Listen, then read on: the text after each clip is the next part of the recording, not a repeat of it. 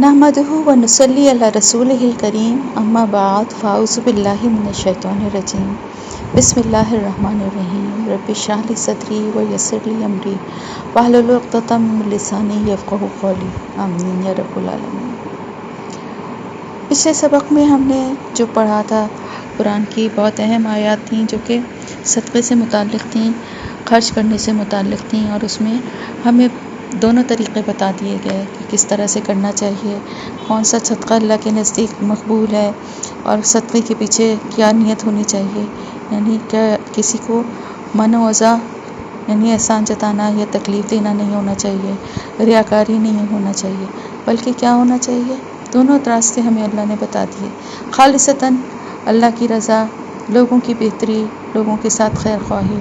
اور اللہ کا خوف دل میں ہونا چاہیے۔ تو اب بات آ رہی ہے یؤتی الحکمۃ من یشاء، کہ یہ ساری باتیں جو ہے نا، یہ سب حکمت کی، عقل و دانش کی باتیں ہیں، اور ان کو کون سمجھتے ہیں؟ ان کو وہی لوگ سمجھتے ہیں جس کو کہ اللہ تعالیٰ یہ عقل و حکمت دیتا ہے، کیونکہ دیکھیں حکمت کے سے ہی ہماری زندگی کے تمام معاملات جو ہے نا، ان کے پیچھے ہم حکمت ہی کار فرما ہوتی ہے۔ آپ نے بعض دفعہ ایسا دیکھا ہوگا کہ کسی محفل میں سب لوگ بڑے اچھے موڈ میں بات کر رہے ہوں، اور ایک شخص آتا ہے اور وہ کوئی ایسی بات کہہ دیتا ہے جس سے کہ سب کے دل بھی برے ہو جاتے ہیں، اور کوئی ایسی بدمزگی کی سچویشن ہو جاتی ہے۔ اسی طرح بعض دفعہ ایسا بھی ہوتا ہے کہ لوگ کسی بات پہ الجھ پڑتے ہیں، اور آپس میں ایسا لگ رہا ہوتا ہے کہ کوئی جھگڑا ہو جائے گا، لیکن کوئی ایک سمجھدار انسان اٹھتا ہے، وہ کوئی ایسی بات کرتا ہے جس سے دونوں طرف کے لوگ سیٹسفائی ہو جاتے ہیں اور بات رفع دفع ہو جاتی ہے۔ یہی حکمت ہے۔ اور پہلا رویہ جو ہے نا، وہ حکمت کے اپوزٹ ہے، یعنی جہالت ہے، ناواقفیت ہے۔ تو دیکھیں حکمت زندگی کے ہر معاملے میں، صرف خرچ کے معاملے میں نہیں ہے، بلکہ ہماری زندگی کے ہر معاملے میں ہے۔ کس بات کو کس جگہ کس طرح سے کہنا ہے، یہ بھی حکمت ہے۔ بعض دفعہ ہم اللہ کی بات ہی کر رہے ہوتے ہیں، ہم کوئی صحیح بات ہی کہہ رہے ہوتے ہیں، اللہ کا پیغام ہی پہنچا رہے ہوتے ہیں، لیکن ہم اپنے بات کرنے کے انداز سے، اپنے رویے سے دوسرے کو ضد دلا دیتے ہیں، اور وہ اگر کچھ کرنے کا سوچ بھی رہا ہوتا ہے، اپنے کو چینج کرنے کا، تو ہماری ضد میں وہ پلٹ جاتا ہے۔ کیوں؟ کیونکہ ہم نے بات کرنے کا ہمارا انداز ایسا تھا کہ جس سے ہم اس کو کمتر سمجھ رہے ہیں، یا اپنے آپ کو بہت بڑا عالم سمجھ رہے ہیں، یا اپنے کو بہت نیک اور اس کو بہت گناہ گار سمجھ رہے ہیں۔ کوئی نہ کوئی بات ایسی ضرور ہمارے لہجے میں یا ہمارے انداز میں ہوتی ہے کہ جو دوسرے کے دل کو بری لگتی ہے، چبھ جاتی ہے، اور وہ ہماری بات پھر سنتا ہی نہیں ہے۔ آگے کیا اللہ کی بات یا اللہ کے احکامات ہم اس کو بتانے آئے ہیں، وہ اس کے دل پہ اثر ہی نہیں کرتے۔ تو ہمارا رویہ جو ہے نا، دیکھیں خاص طور سے جو لوگ دین کا کام کرتے ہیں، جو دین کو آگے بڑھانے کے لیے کوشش کرتے ہیں، ان کا رویہ بہت بہت ہی حکیمانہ ہونا چاہیے۔ ان کی بات کرنے کا انداز ایسا ہونا چاہیے کہ جس میں نرمی ہو، جس میں اخلاص ہو، جو دوسرے کے دل پہ اثر کرنے والا ہو، کیونکہ اللہ تعالیٰ ہم سے کیا فرما رہا ہے کہ حکمت ایک ایسی چیز ہے جسے وہ چاہتا ہے وہ دیتا ہے۔ ہدایت کی طرح حکمت بھی اللہ تعالیٰ کی نعمتوں میں سے ایک بہت بڑی نعمت ہے، اور وہ حکمت قرآن میں چھپی ہوئی ہے۔ تو قرآن کو پڑھنے کا صرف یہی مطلب نہیں ہوتا کہ قرآن کے احکامات کو جاننے کے بعد آپ اپنے آپ کو بہت بڑا نیک اور بہت بڑا عالم سمجھنے لگیں، اور دوسرے کے منہ پہ وقتاً فوقتاً آیات کی شکل میں اور احکامات اللہ کے جو ہیں وہ مارتے رہیں کہ جی تم تو یہ بھی نہیں کرتی، تمہیں تو یہ بھی نہیں پتہ، تمہیں تو یہ بھی نہیں آتا۔ ہر بات کو کہنے کے انداز ہوتے ہیں، ہر بات کو کہنے کا طریقہ ہوتا ہے۔ کسی کو نیکی کی طرف لانا آسان کام نہیں ہوتا ہے۔ سب سے پہلے اپنے رویے اور اپنے عمل کو بدلنا ہوتا ہے، اس کے بعد اپنی زبان پہ تاثیر لانی ہوتی ہے، اور وہ تاثیر اسی وقت آئے گی کہ جب آپ اپنے دل میں سب کو اپنے سے اچھا سمجھیں، اپنے سے اچھا، اپنے سے بلند سمجھیں، اور اپنے اعمال اور اپنی خامیوں پہ نظر رکھیں، تو آپ میں تکبر نہیں آئے گا۔ اور حکمت زندگی کے ہر معاملے میں آپ کو آپ کے کام آتی ہے، اور اللہ کے حکم سے ملتی ہے، کیونکہ اللہ تعالیٰ فرما رہا ہے کہ جس کو وہ چاہتا ہے اسے وہ حکمت دیتا ہے، اور جس کو اس نے دے دی تو اس کو تو بہت ہی بڑی خیر مل گئی، بہت بھلائی اس کو مل گئی، کیونکہ زندگی کے معاملات سنور گئے اس کے۔ آخرت کے معاملات بھی اس کے اللہ پاک نے بہتر کر دیے، اس لیے کہ وہ اب ہر کام جو ہے وہ سوچ سمجھ کے کرے گا، اور حکمت جو ہے وہ اللہ تعالیٰ کے احکامات کو سمجھنے اور ان کے حساب سے اپنی زندگی گزارنے میں ہے۔ تو جس کو اللہ تعالیٰ نے یہ شعور دے دیا اور اس نے اپنی زندگی اللہ کے احکامات کے مطابق گزارنی شروع کر دی، تو پھر اس سے زیادہ بھلائی کس کے پاس ہے؟ اور یہ سب یاد رکھنا چاہیے کہ ان باتوں سے نصیحت صرف عقل والے، اولو الالباب، یعنی وہ لوگ جن کو اللہ نے حکمت اور صلاحیت دی ہے، وہی ان باتوں کو، اللہ کے احکامات کو سمجھتے ہیں اور وہی ان کے دل پہ اثر بھی کرتے ہیں۔ دیکھیں بہت سارے لوگ قرآن کو پڑھتے ہیں، ہر مسلمان ہی پڑھتا ہوگا انشاءاللہ، یقیناً پڑھتا ہوگا، لیکن ہر ایک کے دل پہ یہ آیات اس طرح سے اثر نہیں کرتی۔ اس کے پیچھے کئی ریزن ہیں۔ ایک تو یہ ہے کہ ہماری سمجھ میں ہی نہیں آتا کہ ہم پڑھ کیا رہے ہیں، پتہ ہو تو شاید دل پہ کچھ اثر بھی ہو، لیکن سمجھ کے پڑھنے کے بعد بھی آپ دیکھیں بہت ساری باتیں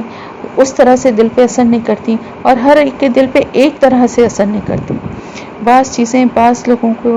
کے دل کو جس طرح چھو جاتی ہیں، ضروری نہیں ہر ایک کے دل تک پہنچیں۔ تو یہ بھی اللہ کی مشیت ہے، یہ بھی اللہ کا فیصلہ ہے۔ اللہ جس کو چاہتا ہے، جہاں تک چاہتا ہے اس کو علم دیتا ہے، جہاں تک چاہتا ہے اس کو سوچنے سمجھنے کی صلاحیتیں دیتا ہے، جتنا چاہتا ہے اتنا کسی کو اپنے دین کا کام کرنے کے لیے منتخب کرتا ہے۔ یہ اللہ کے فیصلے ہیں، اور ان کو سمجھتے صرف وہی لوگ ہیں، ان سے صرف وہی لوگ نصیحت حاصل کرتے ہیں جو عقل اور سمجھ والے ہیں۔ عقل اور سمجھ والے ہی ان آیتوں پہ غور کرتے ہیں، ان احکامات کو سمجھتے ہیں، اور پھر جبھی ان کے دل پہ اثر ہوگا اور وہ عمل کرنے والے بھی بنیں گے۔ اب بات یہ ہے کہ حکمت کی یہاں جو بات آ رہی ہے اس میں یہ بات ابھی بتایا تھا نا کہ اللہ کے راستے میں صدقہ دینے کے لیے اچھی سے اچھی چیز دینی چاہیے، تو یہ بھی حکمت ہے کہ اللہ کی راہ میں جو لوگ ایسی چیزیں دیتے ہیں جو کہ وہ خود اپنے لیے پسند نہ کریں، تو یہ عقل نہیں ہے۔ لوگ یہ سمجھتے ہیں کہ بڑی چالاکی اور عقل مندی ہے کہ ہم نے اپنا خراب مال بھی ٹکا دیا اور ہمیں نیکی کا ثواب بھی ملے گا، لیکن جو حکمت والے لوگ ہوں گے وہ اس بات کو سمجھتے ہیں اچھے سے اچھا دو، کیونکہ یہ آگے ہمارے ہی کام آنے والا ہے۔ اگر آپ کو یہ پتہ چل جائے کہ جو کپڑے آپ دے رہے ہیں، جو کھانا آپ دے رہے ہیں، آگے جا کے یہ آپ کو خود ہی کھانا پڑے گا یا خود ہی پہننا پڑیں گے، تو آپ اچھے سے اچھی چیز دیں گے نا۔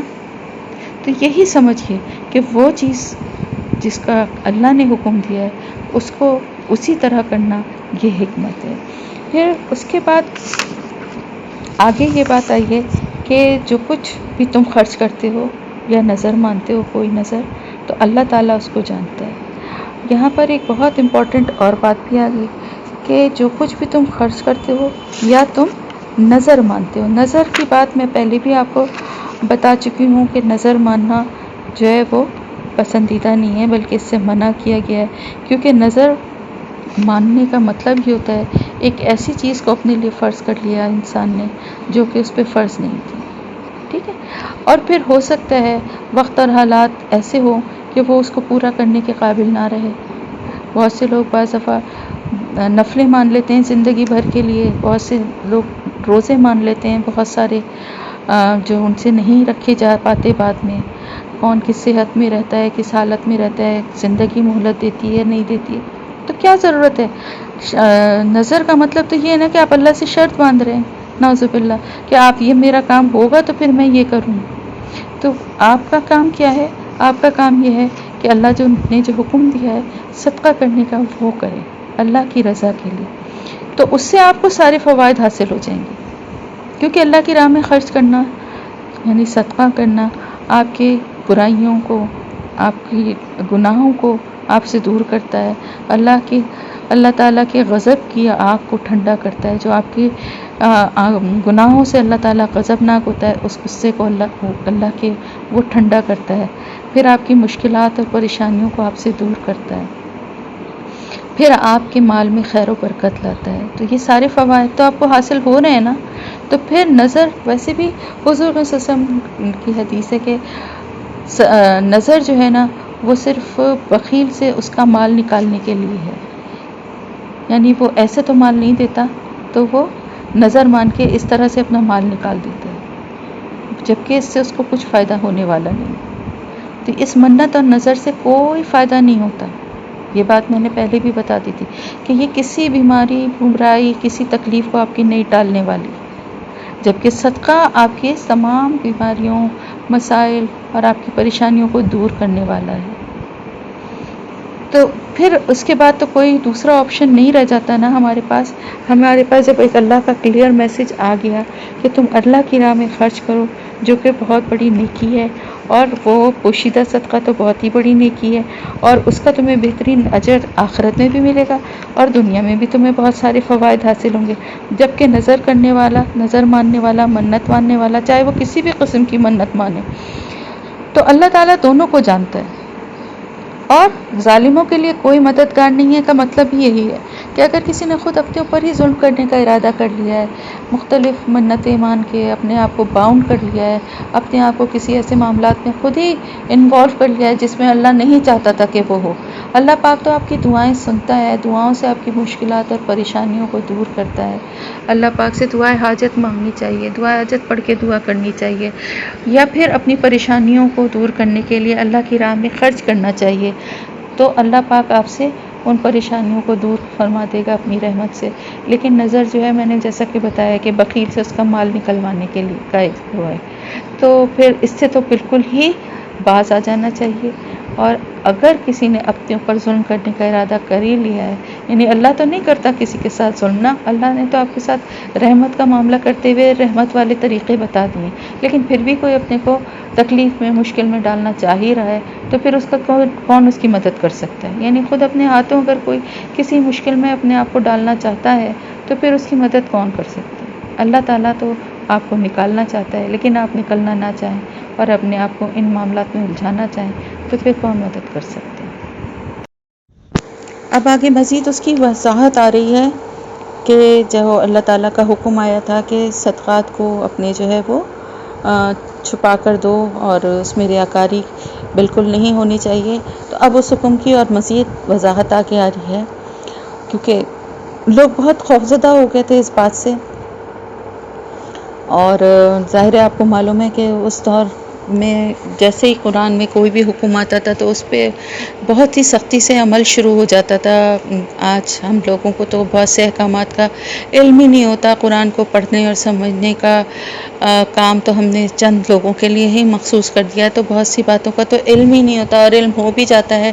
تو اس طرح سے اس کو پابندی اور ذمہ داری کے ساتھ اس کو فوراً ہم عمل میں نہیں لے کر آتے۔ بہت کچھ ہم پڑھ رہے ہیں لیکن اس میں سے کتنا کچھ ہمارے عمل میں آیا ہے، تو یہاں پر اب اس کی مزید وضاحت ہے، کیونکہ لوگ اس چیز سے بہت ڈر گئے تھے کہ جو کچھ بھی خرچ کر رہے ہیں اگر کسی کو پتہ چل گیا تو کہیں یہ بات گناہ کے زمرے میں نہ آ جائے، تو اللہ تعالیٰ نے فرمایا کہ اگر تم دکھا کے بھی دو تو بھی کوئی بری بات نہیں ہے، اور اگر چھپا کے دو فقیر محتاجوں کو، مسکینوں کو، تو یہ بھی اچھا ہے، بہتر ہے تمہارے لیے۔ بات صرف اتنی سی ہے کہ انسان کی نیت کی بات ہے۔ اس کی وضاحت میں یہ بھی کہا جاتا ہے کہ ظاہر کر کے دینے میں وہ خیرات جو کہ فرض ہے، یعنی جیسے زکوٰۃ ہے، تو زکوٰۃ اگر آپ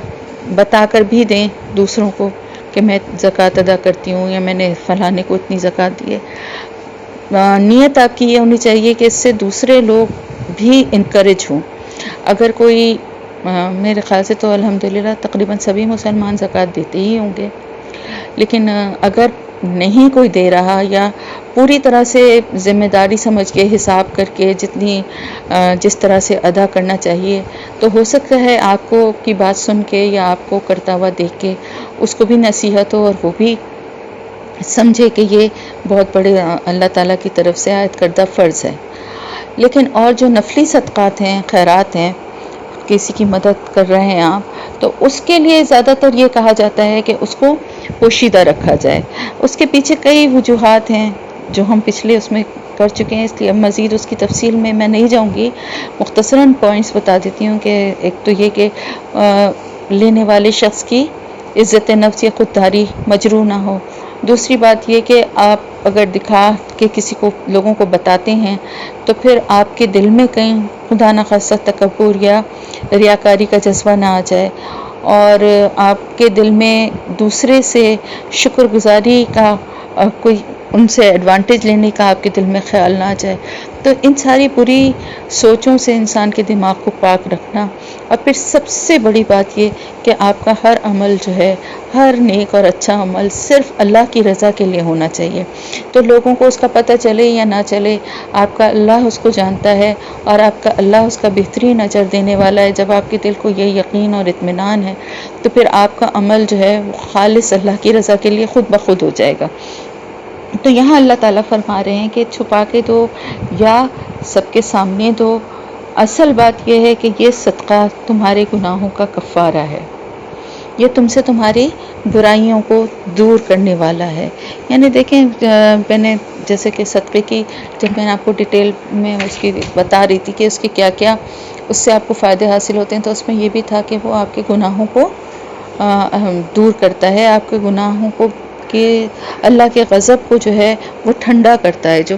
گناہوں کی وجہ سے اللہ تعالیٰ غضبناک ہوتا ہے، اللہ کے غضب کو ٹھنڈا کرتا ہے، اور اللہ تعالیٰ آپ کے گناہوں کو معاف فرما دیتا ہے اس صدقے کی وجہ سے۔ اور بہت ساری چیزوں کے ساتھ ساتھ چونکہ اور بھی ہیں کہ یعنی آپ کی پریشانیوں اور آپ کی تکلیفوں کو دور کرتا ہے، آپ کے مال میں خیر و برکت لاتا ہے۔ اس کے ساتھ ساتھ ایک یہ بہت بہت بڑا ایڈوانٹیج ہے کہ صدقہ جو ہے اللہ کے غضب کو ٹھنڈا کرتا ہے۔ تو ظاہر ہے انسان جو ہے وہ کوئی بھی پرفیکٹ اس دنیا میں نہیں ہے، اور جیسے آج کل کا جس دور میں جس انسان رہتا ہے اس زمانے کے فتنوں سے بچنا بھی اتنا آسان نہیں ہوتا، اور کتنی بھی کوشش کرنے کے باوجود بھی کچھ نہ کچھ گناہ کے کام تو ہوتے ہی ہیں انسان سے۔ کچھ دانستہ ہوتے ہیں، کچھ نادانستہ ہوتے ہیں، کچھ چھوٹے ہوتے ہیں، کچھ بڑے ہوتے ہیں۔ تو صدقہ جو ہے آپ کے گناہوں کا کفارہ بھی ہے۔ اللہ تعالیٰ آپ کی برائیاں، آپ کے گناہ آپ سے دور کر دیتا ہے اس صدقے کی وجہ سے، اور اللہ پاک بہترین اجر دینے والا۔ آپ کو معلوم ہے تعملون بما خبیر کا مطلب ہے خبر باخبر ہے، یعنی علیم تو ہے ہی، جانتا تو ہے ہی، لیکن خبیر بھی ہے، یعنی جو دل کے بھید ہیں آپ کے ان سے بھی باخبر ہے۔ یعنی آپ کی نیت کیا ہے، آپ نے کوئی بھی کام کس طرح سے کیا ہے، چاہے وہ سامنے کیا ہو چاہے وہ چھپا کے کیا ہو، اس کے پیچھے آپ کی نیت کیا ہے وہ اللہ جانتا ہے، اور اللہ پاک آپ کو آپ کی نیتوں کا ہی اجر دے گا۔ میں بار بار یہ بات آپ کو بتاتی ہوں کہ ہمیں وہاں پر ہمارے اعمال کا نہیں، ہماری نیتوں کا پھل ملے گا، کیونکہ اعمال کا دار و مدار نیت پر ہے۔ آپ کی نیت کیا تھی کوئی بھی کام کرتے ہوئے، کچھ بھی آپ اچھی بات کر رہے ہیں، کوئی بھی اچھا کام کر رہے ہیں، اس کے پیچھے آپ کی نیت کیا ہے۔ ہمارے یہاں شروع سے بچوں کو جب ظاہر آنکھ کھولتے ہی الحمدللہ مسلمان گھرانوں میں بچوں کو دین کی تعلیم دی جاتی ہے، ان کو بہت سارے جو فرائض ہیں وہ بھی سکھائے جاتے ہیں، لیکن ہمارے یہاں جو دین کی تعلیم کی بیس جو ہے نا وہ جنت اور دوزخ ہے، جنت کا حصول، دوزخ سے بچنا۔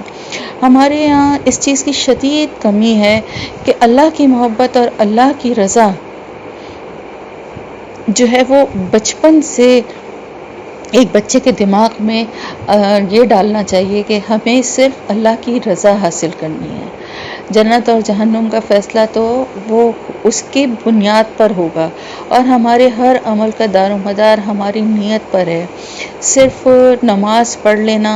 اور صرف روزے رکھ لینا، فرائض کو پورا کر دینا جو ہے وہ کوئی آپ کے اچھے اور نیک ہونے کی کوئی ضمانت نہیں ہے، اس لیے کہ یہ فرائض ہیں، ان کو تو کرنا ویسے ہی ہے جس طرح کہ آپ کا سانس لینا اور آپ کا کھانا پینا ہے۔ تو آپ اس کے علاوہ جو نیکی کرتے ہیں، اس کے علاوہ جو کام کرتے ہیں، وہ آپ کا کتنا خالص عمل ہے اللہ کے لیے، یہ آپ کے اعمال میں کی قبولیت اور ان کے درجات اور اس کے اجر کا کرائٹیریا ہے۔ یعنی آپ کے اعمال کو تولنے کا پیمانہ آپ کی نیت ہے، وہ جتنی خالص ہوگی، وہ جتنی اللہ کی رضا کے لیے کام کرنے والی ہوگی، اتنا معاوضہ آپ کو آپ کے اعمال کا ملے گا۔ سمجھ گئے نا؟ یعنی آپ کی نیکیاں ہیں، بہت ساری نیکیاں ہیں، پلڑا جو ہے وہ بھرا ہوا ہے ان نیکیوں سے، لیکن وہ نہیں اٹھ رہی، وہ ان کا وزن نہیں آ رہا اسکیل پہ۔ کیوں نہیں آ رہا؟ کیونکہ آپ کی نیت ابھی تک اس درجے پہ نہیں پہنچی ہوئی ہے، اور جیسے ہی آپ کی نیت کا پتہ چلے گا کہ نیت کتنی خالص تھی، آپ کے اعمال اپنے وزن سے کہیں زیادہ ہو جائیں گے انشاءاللہ تعالی۔ اور جو اللہ تعالیٰ نے کہا ہے نا کہ 700 گنا یا اس سے بھی بڑھا کے اللہ پاک دیتا ہے اجر، تو وہ کس وجہ سے ہوتا ہے؟ وہ صرف نیت کے خالص ہونے کی وجہ سے ہوتا ہے۔ کس نے دیکھیں اللہ کی راہ میں خرچ کرنے میں دو چیزیں ہیں جو آپ کے عمل کو، آپ کے نیکی کے اجر کو بڑھاتی ہیں، 700 گنا سے زیادہ بڑھا دیتی ہیں۔ اس کی میں آپ کو بتا چکی ہوں کہ دو وجہ کیا ہیں۔ ایک وجہ تو سب سے بڑی جو کہ ہر صورت میں بہت لازمی ہے کہ اللہ کے لیے خالص ہو کے آپ نے اللہ کی راہ میں خرچ کیا ہے۔ دوسری وجہ یہ ہے کہ آپ نے کہاں خرچ کیا ہے، وہ کسی ایسے ضرورت مند پہ خرچ کیا ہے یا کسی ایسے مقصد میں خرچ کیا ہے جہاں سے کہ آپ کو ویسے بھی اللہ کی رضا حاصل ہو رہی ہے۔ سمجھ گئے نا؟ یعنی ایک تو یہ آپ پیسہ خرچ کر رہے ہیں، اس کے پیچھے آپ کا مقصد صرف یہی ہے کہ اللہ مجھ سے راضی ہو جائے۔ پھر آپ نے ایسے شخص پہ خرچ کیا جو دین کے کام کے لیے محنت کر رہا ہے، یا کسی ایسے ضرورت مند پہ خرچ کیا کہ جو اتنی شدید ضرورت میں ہے اور وہ سفید پوش ہے، اللہ کے سوا وہ کسی سے کہہ بھی نہیں سکتا۔ آپ نے اس کی ضرورت کو جانا اور اس کی آپ نے تکلیف اور اس کی پریشانی کو دور کیا۔ تو نیکی کے درجے اس طرح بلند ہوتے ہیں، نیت کے خالص ہونے سے اور عمل کے کس جگہ پہ وہ عمل کیا جا رہا ہے، وہ نیکی کی جا رہی ہے، اس کی بنا پر یہ درجات انشاءاللہ تعالی بلند ہوں گے۔ تو اللہ تعالیٰ فرما رہا ہے کہ یہ سارے معاملات جو ہیں وہ بہت اچھی طرح اللہ ان سے باخبر ہے، اور انہی کی بنا پر وہ تمہاری برائیوں اور گناہوں کو تم سے دور فرما دے گا انشاءاللہ تعالی۔ تو چھپا کے دینا اور سامنے دینا، سب کے سامنے دینا، یہ دونوں طرح سے دیا جا سکتا ہے، دونوں طرح سے خرچ کیا جا سکتا ہے، اللہ نے اس کی اجازت دی ہے۔ لیکن افضل صدقہ وہی ہے کہ جو اس طرح سے اتنا پوشیدہ ہو کے دیا جائے کہ جس کی مثال دی گئی ہے کہ دائیں ہاتھ سے دیا جائے تو بائیں ہاتھ کو بھی پتہ نہ چلے، کیونکہ اللہ کی رضا کے لیے پھر آپ کو پھر کسی سے لالچ نہیں رہا نا۔ جب آپ کو پتہ ہے کہ کسی کو معلوم ہی نہیں ہے تو آپ کو اس سے کسی بدلے یا صلے کی یا کوئی رویے میں چینج لانے کی کسی کو آپ کو اس کی توقع ہی نہیں ہے، ٹھیک ہے؟ تو اللہ تعالیٰ ہمارے ہر عمل کو جاننے والا ہے، دلوں کے اندر جو چھپے ہیں ان کو بھی جاننے والا ہے۔ لیسا علیک ھداھم ولکن اللہ یہدی من یشاء، یہ آیت اسی کے آگے فوراً آ گئی کہ نہیں، کسی کی ذمہ داری نہیں ہے۔ یہاں پہ حضور صلی اللہ علیہ وسلم کو بھی یہ کہا جا رہا ہے، اور ان کے توسط سے ہم تک بھی یہ پیغام اللہ پاک دے رہا ہے کہ آپ کسی کے ساتھ نیکی کر کے یہ توقع نہ رکھیں کہ وہ جو ہے وہ راہ راست پر بھی آ جائے گا اور وہ نیکی کا بدلہ نیکی سے ہی دے گا۔ یہ توقع بھی اکثر ہوتی ہے نا، کسی اچھے کام کو کرنے کے بعد ہماری توقع اس شخص سے یہ بھی ہوتی ہے کہ وہ یا تو وہ بدل جائے گا اور بالکل نیک ہو جائے گا، یا کم از کم وہ ہمارے ساتھ اچھا ہی اس کا برتاؤ یا رویہ ہوگا بدلے میں۔ تو اللہ پاک فرما رہا ہے کہ آپ کسی کو بدلنے پہ قدرت نہیں رکھتے۔ ویسے بھی دیکھیں نا، آپ کے ذمے کیا ہے؟ اللہ کی بات لوگوں تک پہنچانا، اللہ کے احکامات لوگوں کو بتانا، اچھے طریقے سے بتانا، خلوص نیت سے بتانا، حکمت سے بتانا، طریقے سے بتانا، جس طرح لوگوں کے دل پہ اثر کرے اس طرح بتانا۔ پھر اس کے بعد وہ کیا عمل کرتے ہیں، کیا عمل نہیں کرتے، اس کی ذمہ داری نہیں ہے۔ میں بار بار آپ کو حضرت نوح علیہ السلام کی اسی لیے مثال دیتی ہوں کہ 1000 سال تک روزانہ اللہ کے نے جس طرح سے ان کو بتایا تھا اس طرح سے وہ اللہ کا کام کرتے رہے، دین کی تبلیغ کرتے رہے، لوگ مذاق اڑاتے رہے، دیوانہ کہتے رہے، پتھر مارتے رہے، سب کچھ کرتے رہے، لیکن وہ 1000 سال تک باقاعدگی سے ڈیلی اپنا فرض انجام دیتے رہے۔ اولو العزم پیغمبروں میں حضرت نوح علیہ السلام کا نام ہے۔ اولو العزم کون ہیں؟ یعنی جو بڑے بلند حوصلے اور ہمت والے،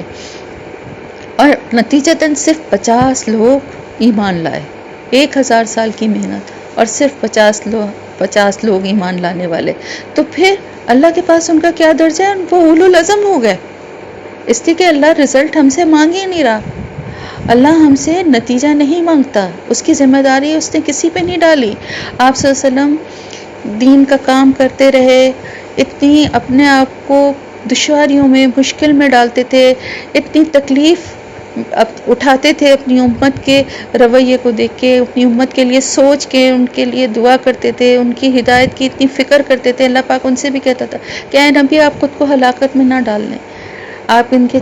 نگہبان نہیں ہیں، آپ ان کے چوکیدار نہیں ہیں کہ آپ ان کو روک سکیں یا باز رکھ سکیں. اس لیے کہ ایک نبی کا جیسے پیغام ہے، کام ہے کہ اللہ کے پیغام کو لوگوں تک پہنچانا، اسی طرح سے ایک استاد کا کام بھی یہی ہے. اسی طرح سے دین کے لیے کام کرنے والے لوگوں کا بھی یہی ذمہ ہے کہ وہ اللہ کے بات، اللہ کے پیغام کو لوگوں تک پہنچا دیں. اس کے بعد کتنے لوگ ان کی بات کو سننے کے بعد، جو کہ اللہ کی بات ہے، ان کی بات نہیں ہے، اللہ کے پیغام کو ان کی زبان سے سننے کے بعد کتنے لوگ ہیں جو اپنے عمل میں تبدیلی لاتے ہیں، کتنے لوگ ہیں جو اللہ کے بتائے ہوئے راستے پہ چلتے ہیں. اس کا سوال اس بتانے والے سے نہیں کیا جائے گا، اس کا سوال ان لوگوں سے ہی کیا جائے گا جن تک اللہ کا پیغام پہنچ گیا. اسی لیے میں کہتی ہوں کہ اپنے آپ کو چینج کریں، دوسروں پہ انگلیاں نہ اٹھائیں، دوسروں پہ اعتراض نہ کریں،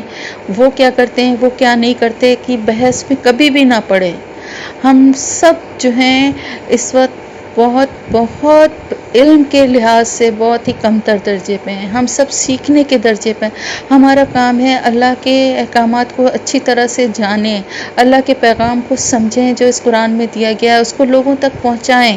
اور اچھے انداز میں پہنچائیں. اپنی بات کو، اللہ کی بات کو اگر آپ بیان کر رہے ہیں تو اس کو اس طرح سے کہیں کہ جس سے دوسروں کے دل پہ اثر کرے. پھر نتیجے کی اور صلے کی پرواہ نہ لوگوں سے نہ کریں کہ لوگ سدھر جائیں گے یا لوگ آپ کو اس کے لیے بہت عزت دیں گے. یہ دونوں باتیں جو ہے نا یہ اللہ کا ذمہ ہے. عزت دینے والی ذات بھی اسی کی ہے، وہی لوگوں سے آپ کے دلوں میں عزت ڈالتا ہے، وہی لوگوں کے دلوں میں محبت ڈالتا ہے. جو اللہ کی طرف، اللہ کی محبت کی طرف جو انسان لگ جاتا ہے، جو اپنی عزت اور ذلت کو اللہ کے حوالے کر دیتا ہے، پھر اس کے لیے لوگوں کے دلوں میں محبت اور عزت اللہ ڈالتا ہے. اور جو لوگوں سے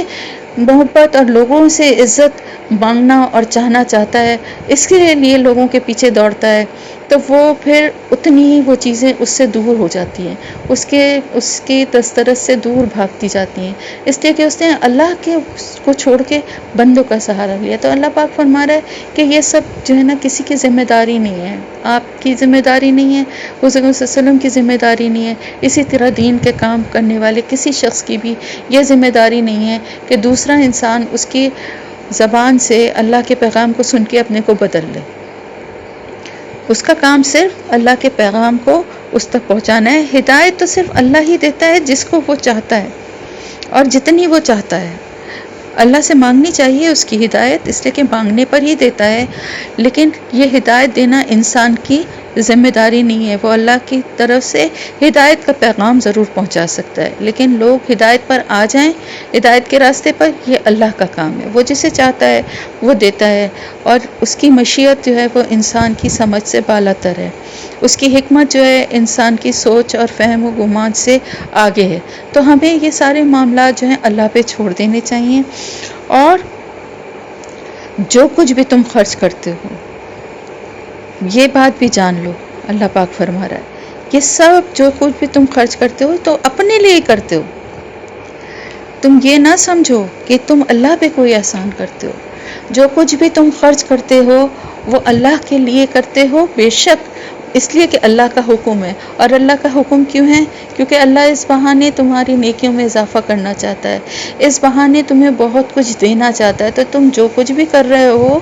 وہ اپنے لیے ہی کر رہے ہو. اس کو یہ احسان اور نیکی سمجھ کے نہ کرو کہ کوئی بہت بڑا تم نے احسان کر دیا، نعوذ باللہ، استغفر اللہ، اللہ کا کہا مان کے یا اللہ تعالیٰ کی راہ میں خرچ کر کے. اس لیے کہ دیا ہوا مال بھی اسی کا ہے،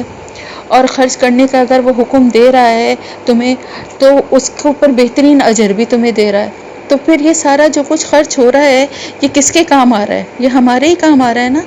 اللہ تعالیٰ نے ہمیں دیا، ہم نے اس سے جو فائدہ اور لطف اٹھانا تھا وہ بھی اٹھایا، پھر اس کے مال سے ہم نے خیرات کی اور اس کا بہترین اجر و ثواب بھی ہمیں مل جائے. تو پھر یہ تو وہی بات ہو گئی نا کہ دونوں ہاتھوں سے ہم بٹور رہے ہیں، تو ہم وہ دونوں ہاتھوں سے بٹورنے والے بننا چاہیے نا ہمیں. ہم کیوں اس چیز کو اتنا چھوٹا سمجھتے ہیں؟ ہم کیوں اس چیز کو صرف لوگوں کی زبان سے چند تعریف کے الفاظ سننے اور صرف لوگوں کو اپنے آگے احسان مند دیکھنے تک محدود کرنا چاہتے ہیں؟ ہم آگے کا بڑا فائدہ کیوں نہیں دیکھتے؟ کتنا بڑا فائدہ ہے، کتنا بڑا اجر ہے کہ بہترین اجر و ثواب ملے گا آخرت میں، بہترین اجر و ثواب ملے گا دنیا میں بھی ملے گا انشاءاللہ تعالی.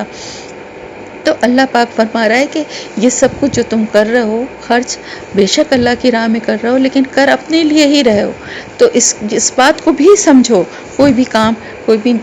خرچ کرتے ہوئے اللہ کی راہ میں اس بات کو بھی سمجھو کہ اللہ کی رضا حاصل کرنے کے لیے جو کچھ بھی تم خرچ کرو گے وہ سب تمہارے ہی کام آنے والا ہے آگے جا کے. تو اس کے سلسلے میں ایک واقعہ بخاری اور مسلم کی حدیث میں بھی ایک آیا ہے، جو آگے اب آ رہی ہے بات، کہ ایک شخص جو ہے وہ مالدار تھا اور اس نے ارادہ کیا کہ میں آج رات اس طرح سے صدقہ کروں گا کہ کسی کو بھی پتہ نہ چلے. اور وہ جب نکلا تو اس کو اندھیرے میں ایک تاریکی میں، جہاں پہ مطلب اس کو شکل بھی نظر نہ آئی، اور ایک عورت اس کو نظر آئی راستے میں ایسی کھڑی ہوئی، تو وہ ضرورت مند سمجھ کے اس نے اس کو جو وہ تھیلی میں جو رقم یا جو کچھ بھی لے کر گیا تھا وہ اس نے اس کے حوالے کر دیا. اور گھر آ کے اس نے اللہ کا شکر ادا کیا کہ میں نے خیرات اللہ کی راہ میں کی اس طرح کہ کسی کو پتہ بھی نہیں چلا. اب دوسرے دن صبح اس نے سنا کہ لوگوں میں مشہور ہوا کہ بھئی پتہ نہیں کون شخص ہے جو ایک بدکار عورت تھی، اس کو کوئی خیرات دے کے چلا گیا. تو اس نے بھی سنا، اس نے کہا تو پتہ نہیں میرا صدقہ یا خیرات جو بھی ہے وہ ادا ہوا بھی ہے کہ نہیں. تو اس نے دوسری رات کو پھر وہ اسی نیت سے نکلا، اور اسی طرح ایک شخص کو راستے میں کھڑا ہوا دیکھ کے اس نے تاریکی میں اس کو دے دیا. پتہ چلا کہ وہ بہت مالدار شخص تھا. دوسرے دن یہ پتہ چلا کہ اس مالدار شخص کو کسی نے صدقہ دے دیا. تو اس نے کہا کہ یہ تو پھر شاید میرا پتہ نہیں ادا ہوا کہ نہیں ہوا، تو میں آج پھر تیسرا صدقہ دوں گا.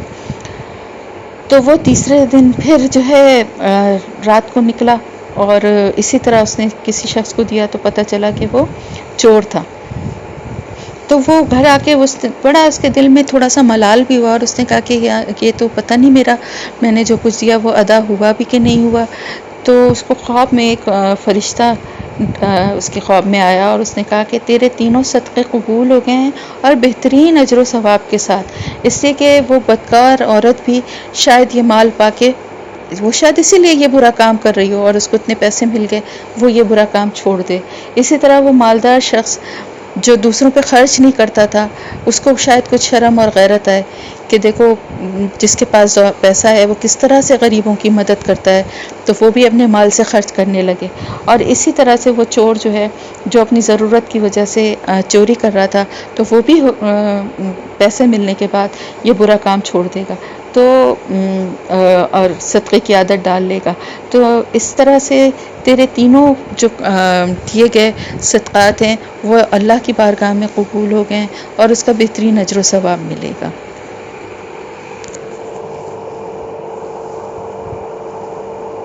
مطلب یہ ہوا کہ ہدایت دینا اللہ کا کام ہے. کسی کی کس نیکی اور کس صدقے یا خرچ کرنے کی وجہ سے اللہ پاک کس کو بدل دے، کس کے دل کو بدل دے، یہ سب اللہ کی مشیت ہے، اللہ کی حکمت ہے. تو انسان نے جو کچھ بھی نیکی کا کام کیا یا جو کچھ بھی خرچ کیا، یہاں پہ کیونکہ انفاق کی بات ہے، تو جو کچھ بھی اس نے خرچ کیا اس کا اجر دینے والی ذات بھی اللہ کی ہی ہے. تو انسان اس چیز سے کبھی بھی بدل نہ ہو. بعض دفعہ ایسا ہوتا ہے کہ کوئی ہم سے ضرورت مند مانگتا ہے اور ہم اس شش و پنج میں ہوتے ہیں، پتہ نہیں یہ ضرورت مند ہے بھی کہ نہیں ہے، ہم اس کو دے دیں گے تو پتہ نہیں کوئی نیکی کا کام ہوگا کہ غلط ہوگا، جھوٹ بول کے لے رہا ہے. تو دینے والا جو ہے نا اس کی نیت کاؤنٹ ہوتی ہے. وہ جس نیت سے دے رہا ہے اللہ پاک اس کو انشاءاللہ تعالی قبول کرے گا. اپنے طور پہ تھوڑی چھان بین کر سکتا ہے، معلوم کر سکتا ہے، لیکن جو اللہ کی راہ میں دے رہا ہے اس کی نیت اللہ کے پاس چلی گئی ہے. اور اگر کوئی جھوٹ بول کے لے رہا ہے تو یہ اس کا فعل ہے. کسی کو دھوکہ دے کے لے رہا ہے تو یہ اس کا فعل ہے. اس سے کبھی بھی یہ شیطان کا وسوسہ ہے جو دل میں ڈالتا ہے کہ پتہ نہیں ہماری کوئی نیکی ہوگی بھی کہ نہیں، اس کو تو ضرورت ہی نہیں تھی، یہ تو جھوٹا تھا، اس نے ہم سے آ کے جھوٹ بول کے لے لیا. آپ کے ہر اچھے کام کا، ہر اچھے عمل کا انشاءاللہ تعالی اللہ کے پاس آپ کو بدلہ ملے گا، ضرور ملے گا. لیکن آپ اپنے دل کو بدل نہ کریں کہ یہ پتہ نہیں ہم نے صحیح کیا ہے یا نہیں کیا ہے. تو اللہ تعالیٰ بہانے بہانے سے دینے والا ہے، یہ بات سمجھ لیں. تو اللہ کی رضا حاصل کرنے کے لیے جو کوئی بھی خرچ کرتا ہے اس کو فائدہ ہی فائدہ ہے. تو اللہ پاک اس کے خرچ کیے ہوئے کا پورا پورا اس کو بدلہ دے گا جو کچھ بھی وہ خرچ کر رہا ہے. وما تنفقوا من خیر یوفا، پورا پورا اس کو دیا جائے گا، یعنی کوئی اس میں کمی نہیں ہوگی، بلکہ پورا کیا دیا جائے گا، بڑھا چڑھا کے دیا جائے گا. ہم نے پڑھا ہے نا کہ اتنا تو نہیں دیا جائے گا پورا، تو مطلب یہ ہوتا ہے کہ جتنا دیا گیا اتنا ہی. یہاں پر پورا کیا ہے کہ اس سے کہیں زیادہ بڑھا چڑھا کے دیا جائے گا کہ وَأَنْتُمْ لَا تُظْلَمُونَ، یعنی تمہارے ساتھ کوئی ظلم نہیں کیا جائے گا. یہ نہ سمجھو کہ تم بڑے مظلوم بن گئے کہ تم نے اپنے مال میں سے اگر کچھ نکال دیا ہے تو بڑا تمہارے ساتھ کوئی ظلم یا زیادتی ہو گئی کہ تمہارا کوئی خرچہ ہو گیا. اصل بات یہ ہے کہ تمہیں ہی دے کے، تم سے ہی دلوا کے، تمہیں بہترین اس کا بدلہ دے کے اللہ پاک تو ہر طرح سے تمہاری بھلائی کر رہا ہے. تمہارے ساتھ بہت اچھا ہی معاملہ انشاءاللہ تعالیٰ ہوگا. اور اس سلسلے میں خرچ کرنے کے بعد کبھی بھی پچھتاؤ نہیں کہ یہ شخص تو اس قابل ہی نہیں تھا کہ اس کی مدد کی جاتی، یا یہ شخص تو آگے سے اتنی بدتمیزی مجھ سے کر رہا ہے، میں نے حالانکہ اس کی اتنی مدد کی تھی. یہ ساری باتیں شیطان دل میں ڈالتا ہے. اللہ کے لیے جو کام بھی کیا گیا ہے اس کا نتیجہ اور اس کا صلہ اللہ ہی دینے والا ہے، اسی سے اس کی امید رکھنی چاہیے، اور آگے اس کے بارے میں کچھ سوچنا ہی نہیں چاہیے. پھر اس کے بعد للفقراء الذین احصروا فی سبیل اللہ. اب ان محتاجوں یا تنگدستوں کی بات آ گئی کہ جو اللہ کے راستے میں رکے ہوئے ہیں، وہ نہیں اتنی استطاعت رکھتے کہ وہ بھاگ دوڑ کریں زمین میں. یعنی کیا مطلب ہے؟ یعنی اپنی معاش کے لیے بھاگ دوڑ کریں، نوکریاں کریں. دیکھیں یہ ان لوگوں کی بات آ رہی ہے جو کہ اللہ کے کام کرنے والے لوگ ہیں. یہاں پر ایکچولی اصل جو واقعہ ہے وہ میں نے آپ کو بتایا تھا کہ اصحاب صفا جو کہ مدینے میں تھے اور 300-400 کے قریب وہ ایسے لوگ تھے جو صرف جن کا کام حضور صلی اللہ علیہ وسلم کی صحبت میں رہنا اور دین کے احکامات کو، دین کی باتوں کو آپ سے سیکھنا اور سمجھنا، اور اس کے بعد ان کو محفوظ کرنا، آگے لوگوں تک پہنچانا. تو یہ دین کا کام تھا جو کہ بہرحال کچھ لوگوں کو تو کرنا ہی ہوتا ہے نا. تو اب ظاہر ہے اگر وہ 24 گھنٹے آپ صلی اللہ علیہ وسلم کی خدمت میں موجود رہیں گے. مسجد نبوی کے باہر ہی ایک جگہ ایک چبوترا بنا ہوا تھا جو اصحاب صفا کا، جہاں پہ وہ رہتے تھے، اور مختلف علاقوں کے آئے ہوئے وہ لوگ تھے. وہ سب مدینہ کے لوگ بھی نہیں تھے، ان کے گھر بار وہاں نہیں تھے. تو یہ ہے کہ اب ان کو کھانا پینا ہر طرح کی ضرورت تھی. تو وہاں جو لوگ تھے، مخیر لوگ تھے مدینہ کے، وہ ان کے لیے کھانے، میں نے جیسے بتایا تھا نا کہ کھانے پینے کا سامان رسی تھی اس پہ ٹانگ دیا کرتے تھے، یا اور کچھ مدد کرنی ہوتی تھی تو ان کی کیا کرتے تھے. تو کہنے کا مقصد یہ ہے کہ یہ کوئی ان پہ احسان نہیں تھا، اس لیے کہ اگر وہ یہ کام نہ کرتے، اگر وہ ان حدیثوں کو اور ان آپ صلی اللہ علیہ وسلم کی زندگی کے معمولات کو لوگوں تک نہ پہنچاتے تو پھر کیسے پتہ چلتا؟ کچھ لوگوں کو تو دین کا بھی کام کرنا ہے نا. لیکن جس طرح ڈاکٹرز بہت ضروری ہیں کسی بھی جگہ، کسی بھی محلے، معاشرے، ملک، شہر، ہر جگہ ڈاکٹرز کی ضرورت ہوتی ہے نا، اسی طرح سے ہر شعبے کی کام کرنے والوں کی ضرورت ہوتی ہے، ڈاکٹرز کی، انجینئرز کی، دکانداروں کی، یہاں تک کہ گھروں میں کام کرنے والے لوگوں کی، سڑکوں پہ جھاڑو دینے والے لوگوں کی، ہر ایک کی ضرورت ہے نا. ہر ایک کام اللہ نے اس کی ذمہ داری دی ہے. تو کچھ لوگ تو ایسے بھی ہوں گے نا جن کو دین کا کام کرنا ہوگا، ورنہ دین کا کام کیسے ہوگا؟ دیکھیں اگر میں آپ لوگوں میں سے جو لوگ بھی سیکھ رہے ہیں یہ لفظی ترجمہ اور تفسیر، تو اس سے پہلے آپ لوگوں کو نہیں آتا تھا نا. تو اگر اب میں بھی اس وقت آپ لوگوں کو نہ سکھانے کے لیے اپنا ٹائم نہ نکالوں تو اب پھر کیا ہوگا؟ کہاں سے سیکھیں گے آپ؟ ایسے ہی بیٹھے ہوتے ہیں نا گھر میں. تو کسی کو تو ٹائم نکالنا ہے نا. اب آپ اپنا ٹائم نکال رہے ہیں پڑھنے کے لیے، علم حاصل کرنے کے لیے، اس کے بعد انشاءاللہ تعالیٰ آگے لوگوں تک پہنچانے کے لیے. اب کچھ ٹائم آپ کو اپنی گھروں کی زندگیوں میں سے کچھ ٹائم نکالنا پڑ رہا ہے نا. اب آپ اس چیز کو اور زیادہ آگے تک لے کے جائیں. ان لوگوں کے بارے میں سوچئے جو دن رات صرف دین کے لیے ہی کام کر رہے ہیں، قرآن پہ، سنت پہ، حدیث پہ، فقہ پہ ریسرچ کر رہے ہیں. انہوں نے اپنی زندگیوں کو وقف کر دیا ہے علم کے لیے یا لوگوں تک اللہ کے پیغام کو پہنچانے کے لیے. تو ان کا بھی تو آخر گھر بار ہوگا نا. وہ کوئی آسمانوں سے اترے ہوئے فرشتے تو نہیں ہے نا کہ جن کے آگے پیچھے کوئی نہیں ہے. ان کے بھی ماں باپ ہوں گے، بہن بھائی ہوں گے، بیوی بچے ہوں گے، ان کی فیملیز ہوں گی. تو ان کا خرچہ کہاں سے چلے گا؟ آپ دیکھیں نا، مسلمانوں کی سب سے زیادہ بری حالت کی وجہ ہی یہ ہے کہ جو دین کا کام کرنے والے لوگ ہیں ان کو کوئی امپورٹنس ہی نہیں دی جاتی. وہ سب سے زیادہ معاشرے کے مظلوم اور سب سے زیادہ فائنینشلی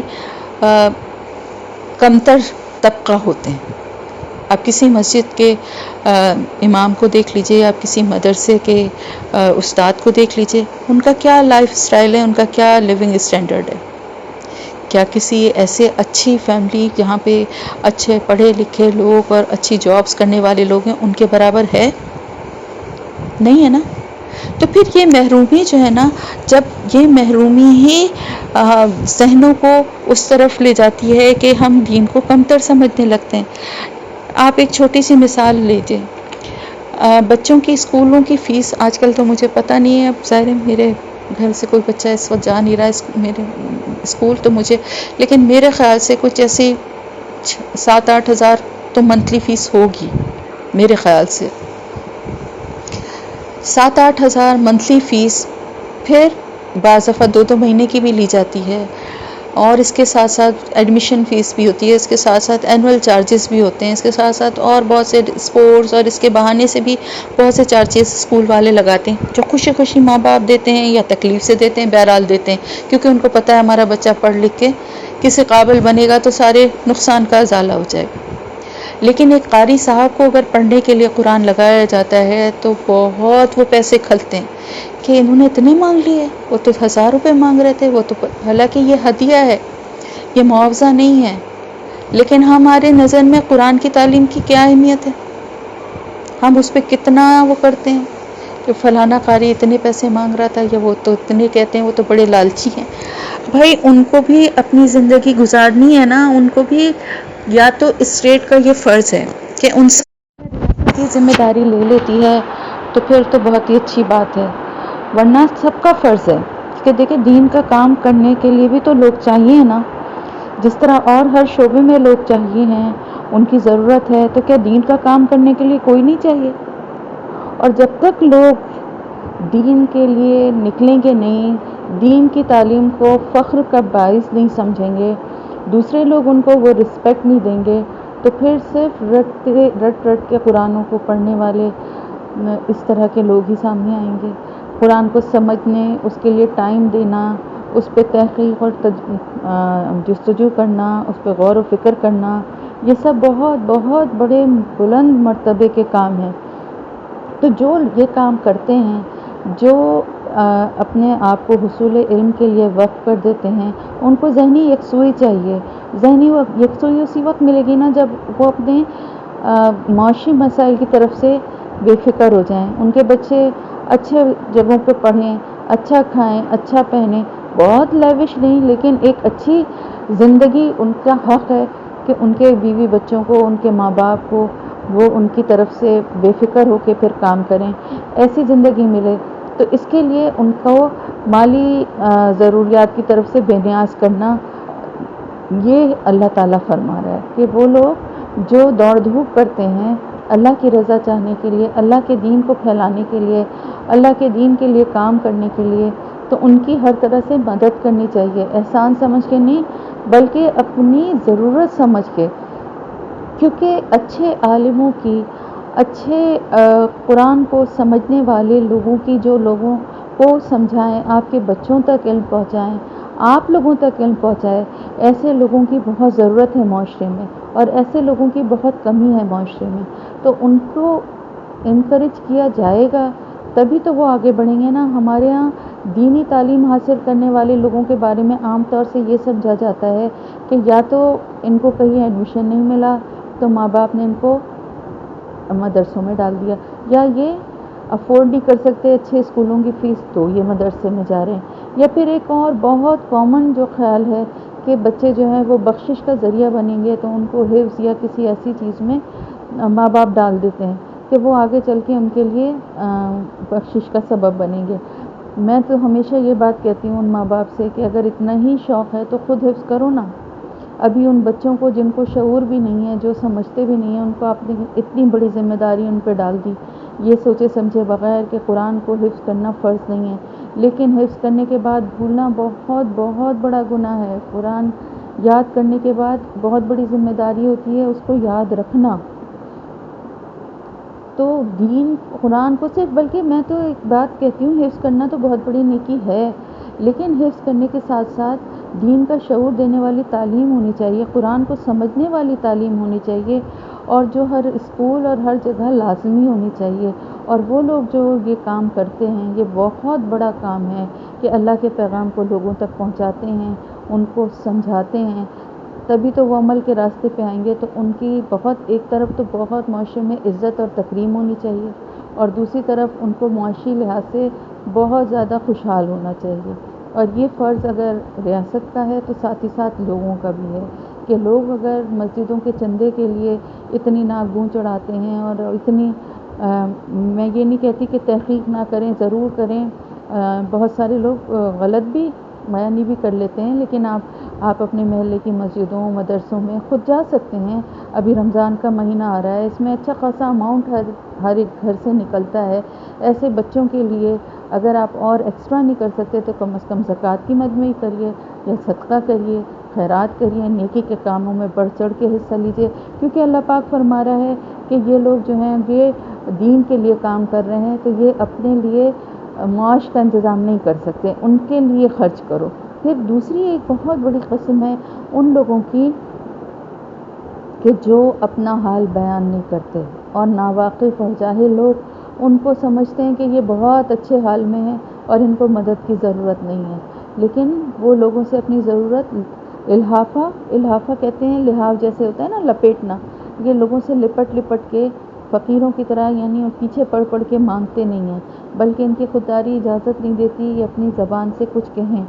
تو ایسے لوگوں کو تلاش کرنا اور ایسے لوگوں کی مدد کرنا اور ان پہ خرچ کرنا بہت بڑی نیکی ہے، کیونکہ دیکھیں جو اپنے منہ سے مانگ رہا ہے اس کی مدد کرنا تو نیکی ہے، ضرور آپ نے اس کی ضرورت پوری کر دی، لیکن وہ شخص جو کسی سے اپنے دل کا حال نہیں کہہ سکتا، اور جو سمجھدار لوگ ہیں وہ ان کو پہچان لیتے ہیں ان کی چہرے کی نشانیوں سے، بسیماہم جو ہے نا، یہ نشانی کے لیے، سیما کہتے ہیں نشانی کو، تو ان کے چہرے سے، ان کے پیشانیوں سے، ان کی نشانی سے پہچان لیتے ہیں کہ ان کے چہرے جو ہوں گے نا وہ بہت، خوددار لوگوں کے چہرے کیسے ہوتے ہیں ضرورت کے وقت، کہ ان کے زبان پہ ان کی ضرورت جو ہے نا وہ آ نہیں پاتی، لیکن ان کی بھوک اور ان کی مسائل جو ہے نا وہ آپ کو نظر آتے ہیں، اور اس کی نشانی صرف چہرہ ہی نہیں ہے بلکہ اس کے گھر کے حالات آپ کو ویسے بھی اندازہ ہوتا ہے، اور زیادہ دور نہ جائیں آپ، صرف اپنے محلے میں، اپنے رشتہ داروں میں، کیونکہ سب سے پہلا حق رشتہ داروں کا ہے نا، قرابت داروں کا، اپنے رشتہ داروں میں دیکھیے، کوئی ایسے گھر ہوتے ہیں جہاں گھر کا سربراہ ختم ہو جاتا ہے، بچے چھوٹے ہیں، یا کوئی اور ایسا مسئلہ ہے، بہت سے گھروں میں ایسا ہے کہ عورتیں جو ہیں وہ کپڑوں کی سلائی کرتی ہیں جس سے اپنی آمدنی میں کا ذریعہ بناتی ہیں، یا کوئی اور ایسا کام کر رہی ہوتی ہیں، آج کل دیکھیں سب کچھ بند ہے تو لوگوں کے کام بھی بند ہیں، ایسے بہت سارے لوگ ہیں کہ جن کے گھروں میں ہو سکتا ہے کہ فاقے بھی ہو رہے ہوں لیکن وہ اپنی زبان سے نہیں کہتے، تو ضرورت ہے کہ اپنے رشتہ داروں، اپنے محلے، آس پاس اپنے گھر میں کام کرنے والوں، کم از کم جہاں تک آپ کی رینج ہے وہاں تک آپ ان لوگوں کو تلاش کریں جو ضرورت مند ہیں اور اپنی ضرورت کو بیان نہیں کرتے، اور ان کی مدد کریں۔ اور جو بھی تم خرچ کرو گے مال میں سے تو بے شک اللہ تعالیٰ اس کو جاننے والا ہے۔ فَإِنَّ اللَّهَ بِهِ علیم، اللہ بے شک اس کو جانتا ہے۔ تم یہ بالکل بھی دل میں خیال نہ کرو کہ تم نے چھپ کے کسی کے ساتھ نیکی کا کام کیا ہے تو اب کسی کو اس کی خبر نہیں ہوگی، تمہاری واہ واہ نہیں ہوگی، تمہاری واہ واہ فرشتوں کی محفل میں ہوگی انشاءاللہ تعالیٰ، اور وہیں کی ہمیں اجر اور ثواب ہمیں اصل چاہیے۔ تو اللہ تعالیٰ فرما رہا ہے کہ یہ کبھی بھی نہ سوچنا کہ لوگوں پہ تمہارا کوئی امپریشن نہیں بنا کہ تمہاری نیکی ضائع ہو رہی ہے، اصل تمہاری نیکی جو جمع ہو رہی ہے اس کا بہترین اجر اللہ دے گا، کیونکہ وہ ہر نیکی کو، تمہارے دل کے ہر راز کو تم سے زیادہ بہتر جانتا ہے۔ تو جو کچھ بھی تم خرچ کرو گے اپنے مال میں سے، یہ سمجھ لو کہ یہ سب کس کے پاس نوٹ ہو رہا ہے؟ جو علیم الخبیر ہے، جو جانتا ہے، باخبر ہے، جو ہر دل کے بھید سے واقف ہے، نیت سے واقف ہے، خرچ کرنے کی ہماری کیا نیت ہے، کتنی خالص ہے، وہ سب جانتا ہے۔ تو اس لیے ایسے لوگوں کی مدد کرنا، چھپ کے کرنا، وجہ کیا ہے؟ علیم، اللہ تعالیٰ کیوں کہہ رہا ہے کہ وہ علیم ہے؟ وہ جانتا ہے کیونکہ ایسے لوگوں کی مدد چھپ کے کرنا، ایسے کرنا کہ نہ ان کی خودداری متاثر ہو، نہ ان کی عزت نفس، لوگوں میں بات بھی نہ پھیلے اور وہ خود بھی شرمندہ نہ ہوں، ایسے انداز میں دو، ایسے چھپا کے دو۔ ایک کسی شخص کا واقعہ ہے کہ اس کو خواب میں نے واقعہ پڑھا تھا، پتہ نہیں اس کی آتھینٹسٹی تو مجھے نہیں پتہ، لیکن میرے دل کو بہت لگا کہ ایک شخص کو خواب میں نظر آتا تھا کہ کسی شخص کو کیا نام اس کو بتایا جاتا تھا اور ایڈریس بھی کہ جا کے اس کو جو ہے عمرہ کرواؤ، تو وہ 2-3 دفعہ اس نے نظر انداز کیا، پھر اس نے کسی عالم سے پوچھا تو انہوں نے کہا کہ تم جا کے واقعی جب تمہیں بار بار ایسا ہو رہا ہے تو یہ سچا ہی خواب لگتا ہے، تو وہ گیا بہرحال، اور جا کے اس نے کہا کہ تمہیں میں عمرہ کروانے لے جانا چاہتا ہوں، تو اس نے کہا بھائی میں تو کوئی ایسا نیک آدمی نہیں ہوں، میں تو بڑے گناہ گار ہوں اور نہ میرا کوئی عمرے پہ جانے کا ارادہ ہے۔ بہرحال کسی طرح مجبور کر کے وہ اس کو اپنے ساتھ لے گیا، لیکن جب وہ وہاں لے کے گیا تو وہاں جا کے اس شخص کی دنیا بدل گئی، اور وہ نماز اور سب چیزوں میں بہت اس نے اچھے سے عمرہ ادا کیا، اور واپس جب وہاں سے نکلتے ہوئے اس نے کہا کہ مجھے 2 نفل پڑھنے کی اجازت اور دے دو، تو اس نے کہا ٹھیک ہے۔ جب وہ نفل پڑھتے کے دوران سجدے میں گیا تو وہ سجدے سے اٹھا ہی نہیں، اور وہیں ختم ہو گیا، اور وہیں پہ اس کی نماز جنازہ بھی ہوئی۔ تو اس شخص کے لیے پھر وہ بڑا حیران بھی ہوا، اور بڑا اس کو وہ ہوا کہ آخر ایسی کیا بات تھی اس شخص کی، ایسی کون سی نیکی تھی کہ جو اللہ تعالیٰ نے اس طرح سے قبول کی کہ اس کا اتنا بڑا درجہ ہوا۔ وہ واپس آ کے اس نے اس کی بیوی سے پوچھا، تو اس کی بیوی نے کہا کہ وہ صحیح کہا تھا اس نے کہ واقعی وہ کوئی نیک آدمی نہیں تھا، اور اس نے کوئی اچھائی نہیں کی، اور ہر طرح کی برائی میں وہ ملوث تھا، اور مطلب نماز روزے کا بھی اتنا پابند نہیں تھا۔ تو وہ بڑا حیران ہوئے، تو انہوں نے کہا پھر اللہ نے اس کو اتنا بڑا درجہ، اتنا بڑا مرتبہ دیا کہ ظاہر عمرہ کرنے گیا تھا تو ایسے پاک صاف ہو گیا ہوگا انشاءاللہ۔ اللہ کی رحمت سے امید ہے کہ جیسے بچہ پیدا ہوتا ہے تو وہ سارے گناہوں سے پاک ہوتا ہے جو سچے دل سے حج یا عمرہ کرتا ہے، اور اس کے بعد نکلتے ہوئے وہ سجدے کی حالت میں اس کا ختم ہونا، اور پھر وہاں اس کی نماز جنازہ پڑھائی جانا۔ کتنے لوگوں نے اس کی مغفرت کی دعا کی جو کہ سب کے سب وہاں عمرے کے لیے آئے ہوئے تھے، اور کتنے نیک اور اچھے ہوں گے، اور ان کی دعاؤں کا کیا اثر ہوگا۔ تو اس کی بیوی نے کہا بس ایک ہاں اس کی نیکی یہ ضرور تھی کہ برابر والے گھر میں ایک جوان بیوہ رہتی تھی جس کے چھوٹے چھوٹے بچے تھے، اس کا شوہر ختم ہو گیا، تو وہ اپنی ضرورت کے لیے کبھی باہر نکلتی تھی تو محلے کے لوگ یا دکاندار اس کو بہت تنگ کرتے تھے، اور وہ بہت روتی تھی، اور اس وجہ سے وہ نکلنا نہیں چاہتی تھی۔ تو میرا شوہر جب بھی گھر کے لیے کوئی بھی سودا یا سامان لاتا تھا، گوشت لاتا تھا، اناج لاتا تھا، جو کچھ بھی لاتا تھا تو وہ اس کے لیے بھی اتنا ہی وہی لے کر آتا تھا، اور لانے کے بعد اس کے دروازے پہ رکھ کے صرف دروازے کو کھٹکھٹاتا تھا اور کہتا تھا یہاں سے یہ سامان اٹھا لو، نہ یہ بتاتا تھا کہ میں کون ہوں، نہ یہ کوئی احسان جتاتا تھا، نہ کوئی بہن بنایا تھا، نہ کوئی تم میری آج سے بہن ہو، اور نہ کوئی بچوں کو سے ملتا تھا، کچھ بھی نہیں کرتا تھا، صرف سامان اس کے دروازے پہ رکھتا تھا اور نوک کر کے کہ یہ سامان یہاں سے اٹھا لو، اور آ جاتا تھا۔ تو وہ بیوہ جو ہے وہ اس کو جب بھی وہ ایسا ہوتا تھا تو وہ بیوہ اس کے لیے اتنی دعائیں کرتی تھی اور کہتی تھی کہ اللہ پاک تجھے ایسی حالت میں اٹھائے کہ وہ تجھ سے راضی ہو جائے، جس طرح تو میرا خیال کرتا ہے اللہ پاک تجھ سے راضی ہو جائے اور اللہ تعالیٰ تیرے سارے گناہوں کو معاف کر دے اور تجھے اعلیٰ مقام عطا فرمائے جنت میں۔ تو انہوں نے کہا کہ یہ وہ نیکی تھی، یہ وہ نیکی تھی جو اس کے سارے گناہوں پہ غالب آ گئی، اور اللہ پاک نے ایسے اسباب بنا دیے کہ جو اس کی تمام گناہوں کو معاف کرنے کا ذریعہ بنے، اور وہ اللہ کے پاس پاک صاف حالت میں گیا۔ تو اللہ تعالیٰ بڑا رحیم و کریم ہے۔ اب یہ واقعہ پتہ نہیں بالکل سچ ہے کہ نہیں ہے، لیکن بہرحال اس میں ایک بہت بڑا سبق ہے، اور وہ یہ ہے کہ نیکی چھپا کے کی گئی نیکی، چھپا کے کیا گیا صدقہ خالصتاً اللہ کے لیے کیا گیا، تو اللہ کو اس کو جانتا بھی ہے، اور بہترین طریقے سے اس کا بدلہ بھی، اس کا اجر بھی دے گا، دنیا میں بھی اور آخرت میں بھی۔ تو ہماری نیت جیسی ہے ویسے ہی بدلہ ملے گا انشاءاللہ تعالی۔ یا ایھا الذین آمنوا اتقوا اللہ وذروا ما بقی من الربا ان کنتم مؤمنین۔ اے ایمان والو، اللہ سے ڈرو اور چھوڑ دو جو کچھ سود میں سے باقی رہ گیا ہے اگر تم ایمان والے ہو۔ ایکچولی اس کے پیچھے، اس کے بیک گراؤنڈ میں ایک واقعہ ہے جو کہ قبیلہ بنو ثقیف اور بنو مخزوم، ان کے دونوں قبیلوں کے درمیان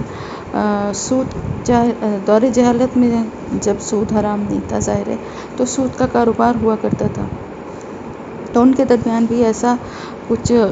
کوئی سودا تھا جس کا سود وہ ادا کر رہے تھے۔ تو انہوں نے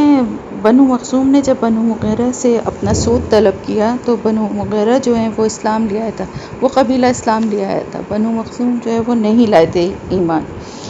تو انہوں نے جب بنو ثقیف سے اپنا سود مانگا تو انہوں نے کہا کہ جی ہم تو اب ایمان لے آئے اور ہمارے مذہب میں تو اب اس کو حرام ہو گیا ہے اور ہم تو اب ادا نہیں کریں گے۔ تو اس پہ یہ معاملہ جو ہے یہ ایک جھگڑے کی صورت اختیار کر گیا، اور حضرت عتاب بن سید جو مکے میں نائب تھے، انہوں نے حضور اکرم صلی اللہ علیہ وسلم کو اس واقعے کے بارے میں لکھا جس پر یہ آیت نازل ہوئی، اور اس سے ان کو یہ پتہ چلا کہ سود لینا اور دینا دونوں ہی حرام ہے، یعنی اگر آئندہ سود کا کاروبار کوئی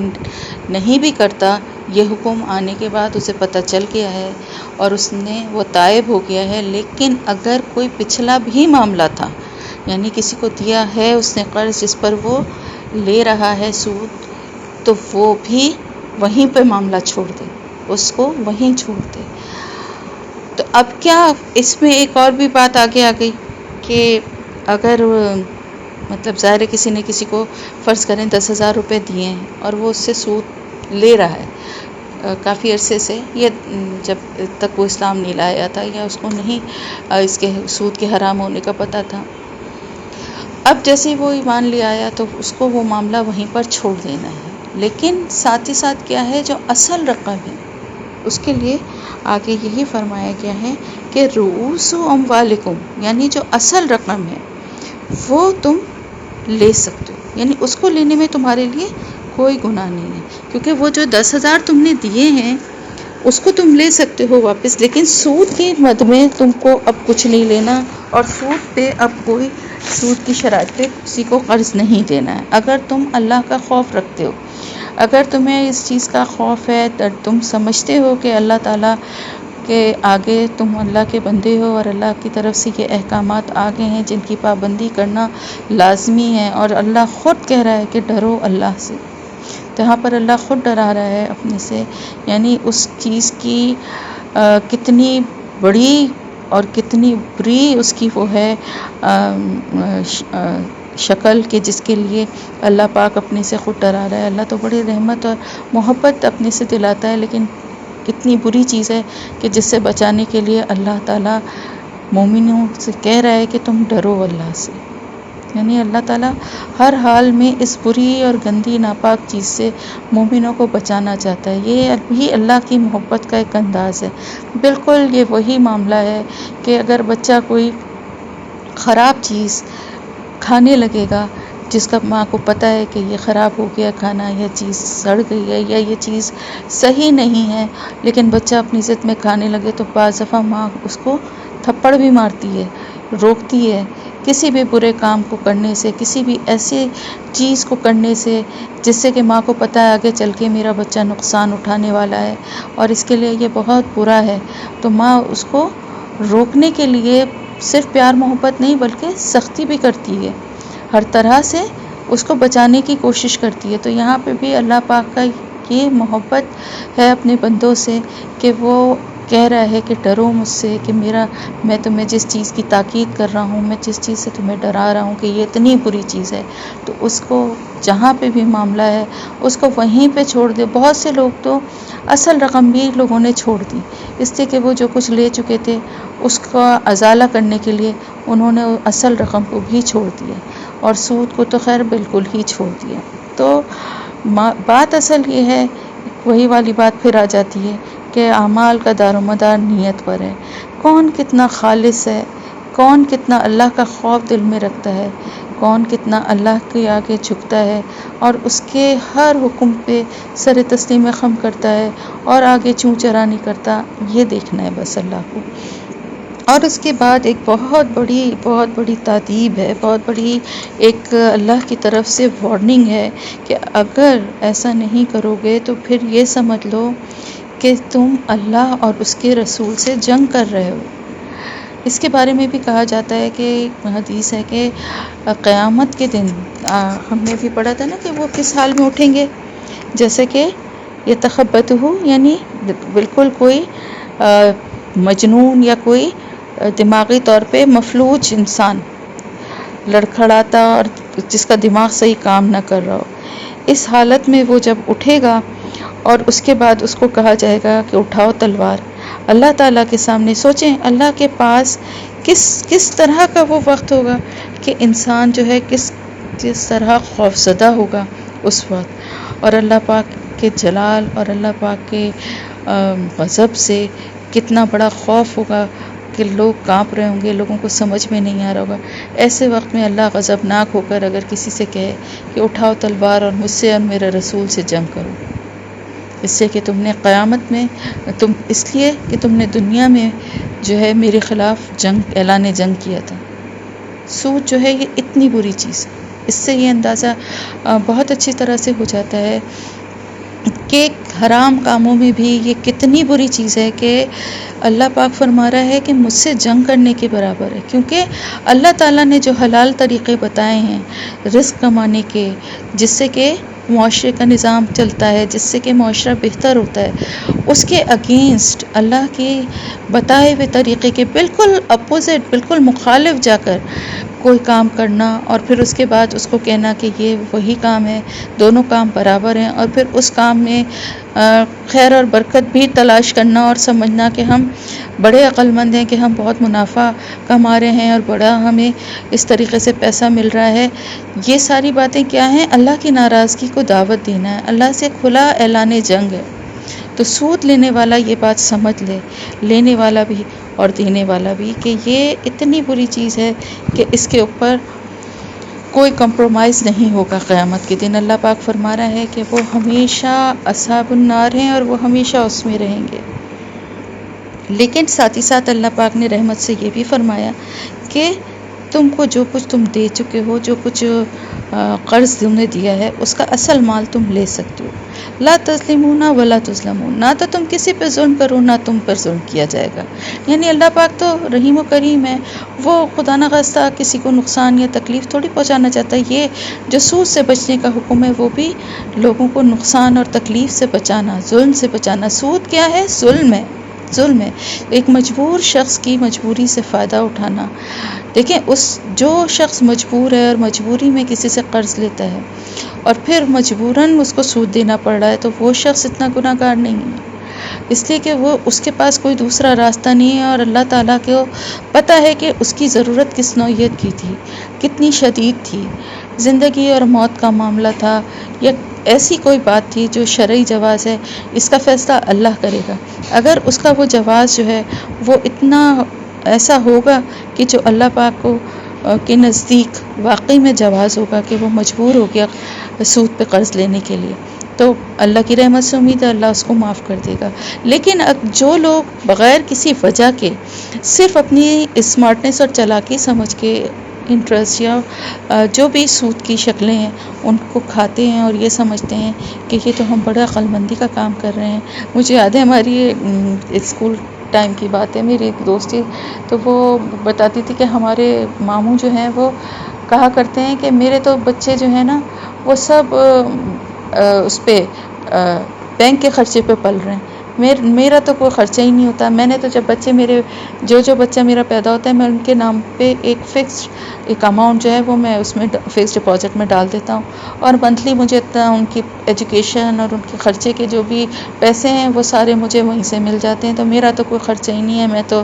اور ابھی بھی وہ بہت مالی طور پہ دیکھا جائے تو بہت اچھے حالات میں۔ یہ میں اس لیے بتا رہی ہوں کہ میں نے آپ کو ایک واقعہ بتایا تھا کہ جن کو بہت زندگی میں بڑے نقصانات ہوئے، اور وہ تو دیکھیں یہ بھی اللہ تعالیٰ دنیا میں ہر چیز کا فیصلہ نہیں کرتا ہے۔ بہت سے لوگ دنیا میں آپ کو بظاہر بہت کامیاب نظر آتے ہیں، لیکن ان کے اندر کیا معاملات ہیں، ان کے بچوں کے ساتھ کیا معاملات ہیں۔ سب سے بڑی بات یہ ہے کہ سود کھانے والے کی زندگی سے سکون، خوشی،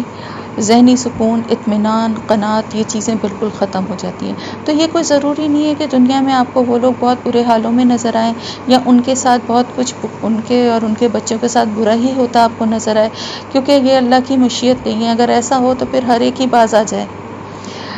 مجھے ان صاحب کے واقعے سے یہ اندازہ ہوتا ہے کہ ان کی نیکی کوئی ایسی ضرور تھی کہ جس کی وجہ سے اللہ نے ان کو ان کی غلطی کا احساس ان کی زندگی میں دے دیا، اور انہوں نے اس کی تلافی کرنے کی جس حد تک وہ کوشش کر سکتے تھے وہ کر لی، اور جس حد تک توبہ کر سکتے تھے وہ کر لی۔ تو اللہ پاک تو رحیم و کریم ہے، انشاءاللہ اللہ نے رحمت کا ہی معاملہ کیا ہوگا۔ تو دیکھیں کسی اپنے گناہ کا احساس ہو جانا بھی اللہ کی رحمت ہے۔ اگر کوئی غلط کام کیا جا رہا ہے اور اگر کوئی برے راستے پہ چل رہا ہے اور اس کو اس چیز کا احساس ہو جائے اور وہ پلٹ آئے اور وہ اللہ سے توبہ کر لے، تو یہ بھی اللہ کی بہت بڑی رحمت ہوتی ہے۔ اللہ تعالیٰ کی ڈھیل، اس سے اللہ کی پناہ مانگنی چاہیے کہ برائی بھی کر رہا ہے انسان اور اس پہ ڈھٹائی بھی دکھاتا رہے کہ دیکھو میں تو کتنا کامیاب ہوں اور میں کتنا اسمارٹ اور میں کتنا چالاک ہوں کہ میں کتنا فائدہ اٹھا رہا ہوں۔ اس رویے سے اللہ کی پناہ مانگنی چاہیے، کیونکہ یہ کوئی اچھا رویہ نہیں ہے، یہ کوئی اچھا عمل نہیں ہے۔ اللہ تعالیٰ اپنے نیک بندوں کو ہی ان کی غلطیوں اور گناہوں کا احساس بھی دیتا ہے، اور میں ہمیشہ یہ بات کہتی ہوں کہ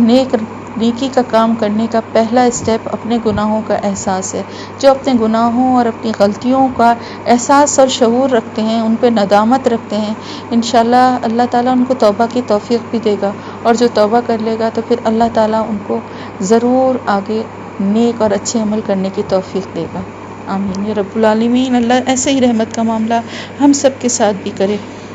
تو اللہ پاک فرما رہا ہے کہ ایسا جو کوئی بھی اللہ کا حکم ہے وہ ایسا ہی ہوتا ہے کہ اس کی برکت سے نہ تو کسی پہ ظلم ہوتا ہے، نہ تو کرنے والا ظلم کسی پہ کرے اور نہ اس پہ ظلم کیا جائے۔ اللہ تعالیٰ چاہتا ہے ہر طرف انصاف ہو، رحم کا معاملہ ہو، آپس میں ایک دوسرے کا خیال کرنے کا معاملہ ہو، پیار محبت سے ایک معاشرہ تشکیل پائے جہاں پہ کوئی نہ کسی پہ ظلم کرے نہ اس پر ظلم ہو، دونوں طرف سے رحم اور عدل کا معاملہ ہو۔ تو آگے جو اگلی آیت ہے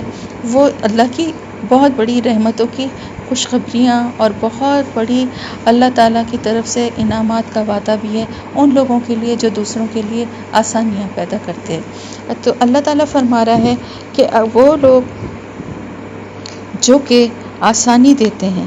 مہلت دیتے ہیں اس وقت تک جب تک کہ دوسرا سہولت کے وقت میں آ جائے، تو وہ ان لوگوں کا اجر بتایا جا رہا ہے۔ اب کیا ہوتا کیا ہے کہ اس کی بات یہ آ جاتی ہے کہ کسی نے کسی سے قرض لیا ہے، جیسے 1000 روپے لیے فرض کریں، اور کہا کہ میں 2 دن بعد یا 1 ہفتے بعد یا تنخواہ ملنے پہ پہلی کے بعد میں لوٹا دوں، لیکن اتفاق ایسا ہے کہ پہلی تک آنے تک کچھ ایسے خرچے اور نکل آئے، کوئی ایسا کام نکل آیا، کوئی خدا نخواستہ بچہ بیمار ہو گیا یا کوئی ایسا معاملہ اور ہو گیا کہ وہ اس پوزیشن میں نہیں ہے کہ وہ 1000 روپے لوٹا سکے۔ اب جو قرض لینے والا ہے اس کا کیا کام ہے؟ اس کے لیے کہا گیا کہ تم اس کو آسانی دے دو، مہلت دے دو اس وقت تک کہ جب تک کہ وہ انتظام کر لے، اور اس کے بدلے میں تمہارے لیے کیا ہے؟ اس کے بدلے میں تمہارے لیے روز آنا اتنا ہی ثواب ہے۔ جتنا کہ تم نے ایک آدمی کی مدد کی ہے نا، جو تم نے اس کو قرض دیا ہے، وہ پھر تمہارا صدقہ ہو گیا۔ جتنے دن تک تم اس سے نہیں لوگے اور اس کو سہولت کا معاملہ دو گے، اس وقت تک، حدیث ہے یہ، بہت اہم بات ہے کہ جو مسلمان کے قرض کی وصولی کا وقت آ جاتا ہے اور وہ قرض دار کو مہلت دے دے تو ہر دن اس کو صدقے کا ثواب ملتا ہے۔ یعنی اگر اس نے 1 مہینے تک چھوڑ دیا، 2 مہینے تک چھوڑ دیا، تو سوچیں ڈیلی، اگر فرض کریں اس نے 1000 روپے ہی دیے تھے تو اس کو ڈیلی ان 1-2 مہینوں تک 1000 روپے روز صدقہ کرنے کا ثواب مل رہا ہے۔ اور اگر اس نے اس کے بعد دوسرا اس سے بھی بڑا اسٹیپ اٹھایا اور اس نے پھر اس کو صدقہ ہی کر دیا، یعنی سب سے اچھا کیا ہے، سب سے پیاری بات کیا ہوگی کہ وہ اس پیسے کو لے ہی نہ بلکہ اس کو صدقہ ہی کر دے، اپنے مسلمان بھائی کی تکلیف اور اس کے حالات کا خیال کرتے ہوئے کہ بھائی اس کے لیے دینا مشکل ہو رہا ہے، تو چلو میں اس کی سہولت اس طرح سے کر دوں کہ میں اس کے اوپر یہ پیسے معافی کر دوں، تو وہ تو خیر لکم، وہ زیادہ بہتر ہے تمہارے لیے اگر تم جانتے ہو۔ یعنی پھر اس کا اجر آپ سوچیں کہ کتنا بڑا ہوگا، کہ جو اللہ تعالیٰ صرف مہلت دینے پہ اتنا اجر دے رہا ہے کہ روزانہ اتنی ہی رقم صدقہ کرنے کا، تو سوچیں اگر کوئی اپنے بھائی کی بھلائی کے لیے اس کی حالات کی تنگی کا سوچ کے اللہ کی رضا چاہتے ہوئے اس کو وہ رقم صدقہ ہی کر دیتا ہے کہ بھائی اس کے حالات ایسے ہیں تو چلو میں نے اس کو معافی کر دیا، تو پھر اس کا اجر سوچیے اس کا کتنا اجر ہوگا، اس کا اللہ تعالیٰ کتنا بڑھا چڑھا کے اجر دیں گے، یہ اللہ کو ہی معلوم ہے۔ لیکن ہم اندازہ ہی صرف کر سکتے ہیں کہ ڈیلی صدقے کا جب تک وہ زندہ ہے جب تک تو وہ ملے گا ہی ملے گا، اس کے علاوہ اللہ پاک اپنی رحمت سے اور جتنا دل چاہے گا وہ اس کو اجر و ثواب ملے گا۔ تو یہ بہت معمولی سی دیکھنے میں باتیں ہیں لیکن ان کے بہت بڑے اجر ہیں۔ اسی طرح مسلم کی ایک حدیث ہے کہ آپ صلی اللہ علیہ وسلم نے فرمایا کہ جو تنگ دست کو سہولت دے گا اللہ تعالیٰ دنیا اور آخرت میں اسے سہولت دے گا۔ اسی طرح سے ایک روایت ہے جو کہ حدیث میں بیان ہوئی ہے کہ کسی شخص کا واقعہ ہے کہ جو پہلے کی کسی قوم کا تھا، تو وہ قرض کا لین دین کا کام کیا کرتا تھا، لیکن اپنے غلاموں کو، اپنے کام جو کارندے تھے جو قرض وصول کرتے تھے، ان سب سے اس نے کہا ہوا تھا کہ اگر کوئی مجبور ہو تو اس کو مہلت دے دینا، اور اگر کوئی نہ دے سکے، ایسے حالات ہوں اس کے، تو پھر تم معاف کر دینا۔ تو جب اللہ تعالیٰ نے اس کی موت کے وقت اس کو کی جان لینے کے لیے فرشتے بھیجے تو ان فرشتوں سے کہا کہ اس کے ساتھ آسانی کا معاملہ کرنا، اور میں نے بھی اسے معاف کر دیا ہے کیونکہ یہ لوگوں کے لیے آسانی پیدا کرتا تھا۔ تو دیکھیں لوگوں کے لیے آسانی پیدا کرنا، لوگوں کے لیے ہر طرح سے سہولت دینا، یہ بہت بہت بڑا اس کا درجہ ہے۔ دیکھنے میں یہ بہت چھوٹی چھوٹی باتیں لگتی ہیں لیکن ان کے بہت بڑے بڑے درجے ہیں، اور اللہ پاک یہ بھی فرماتا ہے کہ قیامت کے دن، یہ طبرانی کی روایت ہے کہ قیامت کے دن جس دن کہیں پر کوئی سایہ نہیں ہوگا، آپ سوچیں اس وقت لوگ کس قدر وحشت کے عالم میں ہوں گے اور سائے کی تلاش میں ہوں گے۔ اللہ پاک اس دن ہمیں بھی اپنے عرش کا سایہ نصیب فرمائے۔ اس دن سب سے پہلے سایہ کس کو نصیب ہوگا؟ کون ہوگا وہ خوش نصیب شخص؟ وہ خوش نصیب شخص وہ ہوگا جس نے کسی تنگ دست کو قرض کی ادائیگی کے وقت مہلت دے دی جب تک کہ اس کو سہولت نہ ہو، یا پھر اس نے اس کا قرض معاف کر دیا، وہ شخص سب سے پہلے سائے میں ہوگا اللہ کی رحمت کے۔ آپ سوچیں اس وقت کتنی تکلیف اور کتنی پریشانی کا ٹائم ہوگا، اور وہ شخص کتنا اس وقت خوش اور مطمئن ہوگا جس کو اس وقت اللہ کا سایہ نصیب ہو جائے گا۔ تو یہ نیکی کرنا بہت آسان ہے، اس نیکی کو کرنے کی ضرور کوشش کریں۔ کسی بھی ضرورت مند کی مدد اگر کر رہے ہیں اور آپ سے کوئی قرضہ مانگتا ہے تو اسی وقت اپنے دل میں یہ نیت کر لیں کہ اگر یہ سہولت سے دے سکے گا تو میں اس سے لوں گی، ورنہ میں اس کو معاف کر دوں گی، اور اگر وہ مقررہ وقت پہ نہ دے سکے تو اس سے تقاضا نہ کریں، یہ سوچ کے کہ اللہ پاک کی رضا اسی میں ہے، اور آج میں جو اس کو آسانی دے رہی ہوں اللہ پاک قیامت کے دن تو مجھے ایسی آسانی دینا۔ تو انشاءاللہ تعالی اگر ہم اس طرح کے کام کر لیں گے تو قیامت کے دن ان لوگوں میں شامل ہو جائیں گے جنہیں سب سے پہلے اللہ کے عرش کا سایہ نصیب ہوگا۔ تو آگے اسی طرح کی باتیں بتانے کے بعد اللہ تعالیٰ فرما رہا ہے کہ اصل تو خوف ہونا چاہیے، وہ اس دن کا جس دن کے سب اللہ کی طرف لوٹائے جائیں گے. ہر ایک کو اس دن پورا پورا اجر دیا جائے گا جو کچھ بھی اس نے کمایا ہے. یہ ساری باتیں بتانے کے بعد اللہ تعالیٰ فرما رہا ہے کہ دیکھو جو کچھ بھی دنیا میں عمل کر رہے ہو ان سب کے پیچھے صرف تمہاری یہی نیت ہونی چاہیے کہ اس کا تمہیں پورا اجر اللہ پاک کے پاس ملنے والا ہے. بہترین عمل کرو، بہترین نیکیاں کرو، بہترین صدقات کرو، کیونکہ یہ سب تمہارے کام آنے والے ہیں. یہ سب تمہارے ڈپازٹ میں جمع ہو رہے ہیں اور وہاں پر بہت بہت منافع کے ساتھ انشاءاللہ تعالیٰ ملنے والے ہیں. تو یہ ساری نیکیاں جو ہے نا چھوٹی، یعنی آپ سوچیں کہ کسی کو قرض دینا، اور پھر یہ بھی ایک بات رہ گئی جو میں آپ لوگوں کو بتا دوں کہ کسی کو اگر قرض دے تو پھر اس سے کسی قسم کا کوئی منافع نہ لے، یعنی اس سے کوئی ہدیہ، کوئی تحفہ یا اس کی طرف سے کوئی بھی ایسی چیز جو کہ وہ آپ کو تھوڑی مہلت چاہنے کے لیے آپ کو خوش کرنے کے لیے دے، ایسا کوئی بھی چیز اس سے قبول نہیں کرنی چاہیے. اور ساتھ ہی ساتھ یہ یہاں تک کہ اس کی شکر گزاری بھی نہ لے. حضرت امام ابو حنیفہ نے کسی کو قرض دیا تھا، تو ایک دفعہ راستے میں کچھ لوگ مل گئے اور وہ کچھ مسئلے پہ بات کرنے لگے. بہت تیز دھوپ تھی، تو اس سے بچنے کے لیے ایک گھر کی دیوار کے سائے میں وہ لوگ جا کر کھڑے ہو گئے، لیکن امام ابو حنیفہ جو تھے وہ دھوپ میں ہی کھڑے رہے اور وہیں سے بات کرتے رہے. تو لوگوں نے کہا کہ آپ بھی سائے میں آ جائیے. تو انہوں نے کہا کہ اس گھر کا مالک جو ہے اس نے مجھ سے قرض لیا ہوا ہے، تو میں اس کی دیوار کے سائے میں بھی نہیں آنا چاہتا کہ کہیں وہ بھی سود میں شامل ہوں. دیکھیں لوگ اتنا ڈرتے تھے، اتنا ان باتوں کا خوف کھاتے تھے. تو ان چیزوں سے بڑا ڈرنا چاہیے. ہاں اگر کوئی جس کو آپ نے قرض دیا ہے آپ کے رشتہ داروں اور یا آپ کے جاننے والوں میں کوئی ہے ایسا، اور وہ آپ کو ساتھ ویسے بھی پہلے بھی کچھ اس طرح کا آپ کو تحفے تحائف دیتا تھا یا آپ کے ساتھ اس کی کچھ اور بھی ڈیلنگ تھی اس قرض کو الگ رکھ کے، تو وہ معاملات اسی طرح چل سکتے ہیں، ان میں کوئی مذاقہ نہیں ہے. لیکن اگر کوئی صرف آپ کی شکر گزاری یا آپ کے قرض کی وجہ سے آپ کا کو کچھ ایکسٹرا آپ کے ساتھ فیور کرتا ہے، تو اس میں چاہے اس کی شکر گزاری کے جذبات ہی ہوں وہ بھی آپ کو نہیں لینے ہیں. آپ کو صرف اور صرف اللہ کی رضا کے لیے کام کرنے ہیں، اور اگر اس کو دیکھیں کہ وہ سہولت سے دینے کی حالت میں نہیں ہے تو اس کو معاف کر دیں، اس لیے کہ آپ کو اجر اللہ سے چاہیے. ہمیں اجر اللہ سے چاہیے، ہمیں لوگوں سے نہیں چاہیے. ہم اس دنیا میں جو کچھ بھی کسی کے ساتھ کریں گے، اچھا کریں گے یا برا کریں گے، اس کا پورا پورا اجر ہمیں اللہ کے پاس ملنے والا ہے. تو کوشش یہی ہونی چاہیے نا کہ زیادہ سے زیادہ اچھے کام کریں، زیادہ سے زیادہ وہ کام کریں، اس طریقے سے کام کریں جس طرح سے اللہ نے بتایا ہے، جس میں اللہ کی رضا شامل ہو. تو پھر انشاءاللہ تعالیٰ اس کا ہمیں پورا پورا اللہ کے پاس پورا کیا ہے، اللہ کے پاس پورا وہ نہیں ہوتا جیسے ہمارے پاس 10 روپوں کا بدلہ 10 روپے ہوتے ہیں نا، اللہ کے پاس ایسا نہیں ہے. اللہ کے پاس پورے کا مطلب ہوتا ہے بڑھ چڑھ کے ملنا.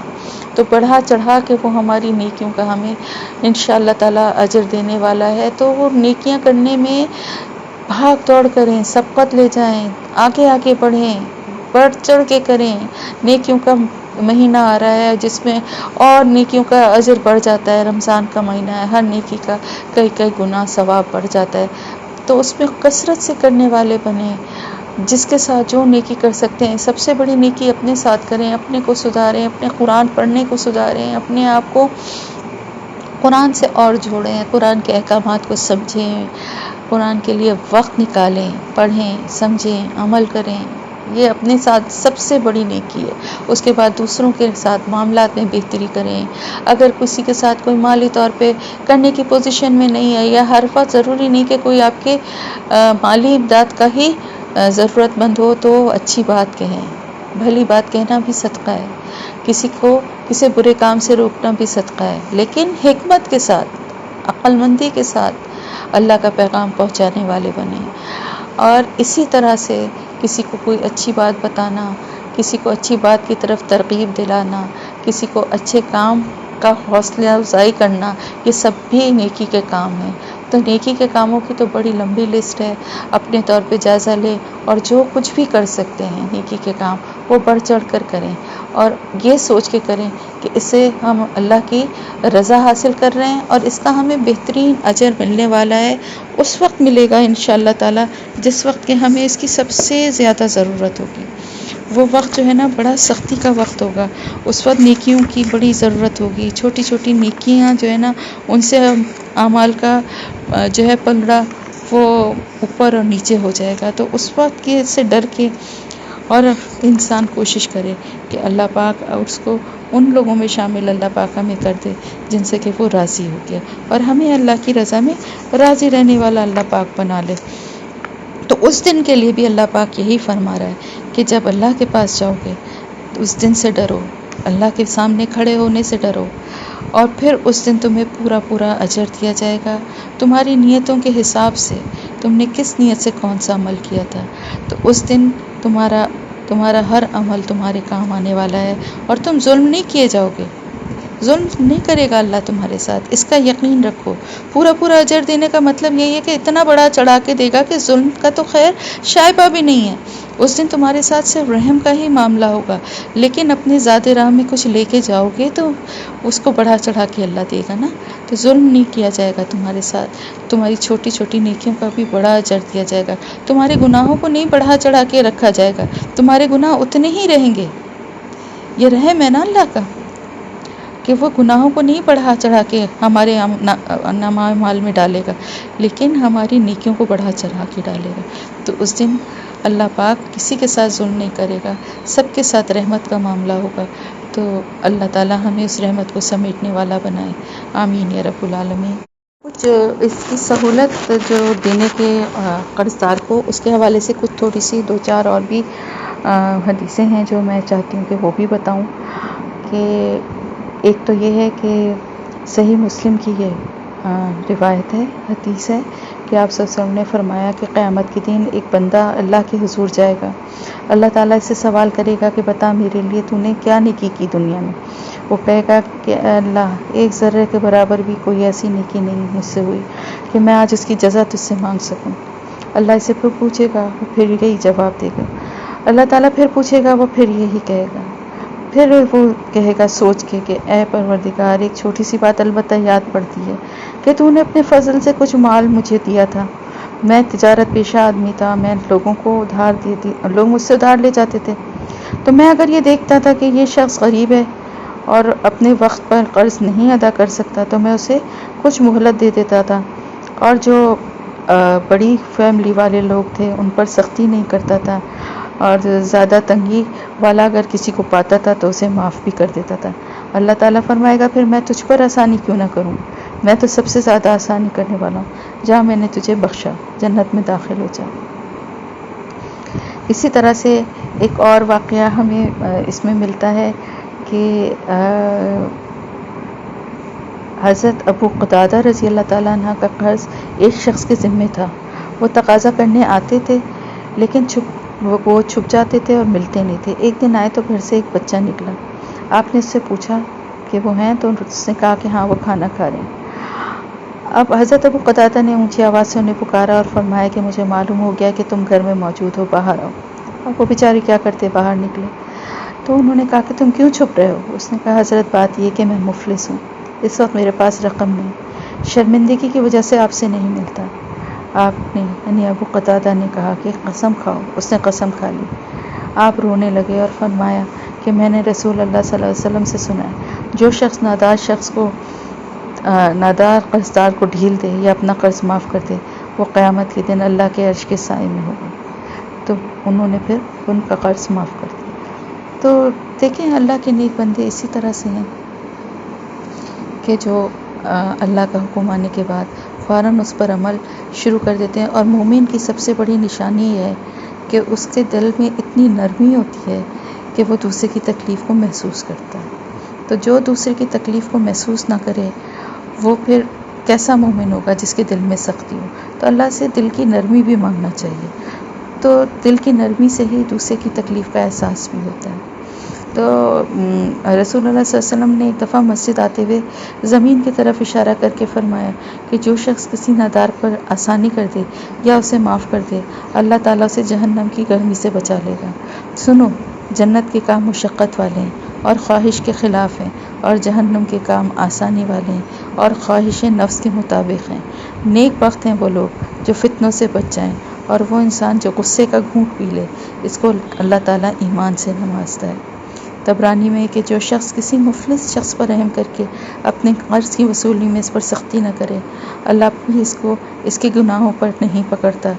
ہاں تک کہ وہ توبہ کر لے، یعنی اس کو اتنی مہلت دیتا ہے اور پھر اس کو گناہ کا احساس دیتا ہے یہاں تک کہ وہ توبہ کر لے۔ اس کے بعد اللہ تعالیٰ اپنے بندوں کو نصیحت کرتا ہے کہ دنیا میں آنا، پھر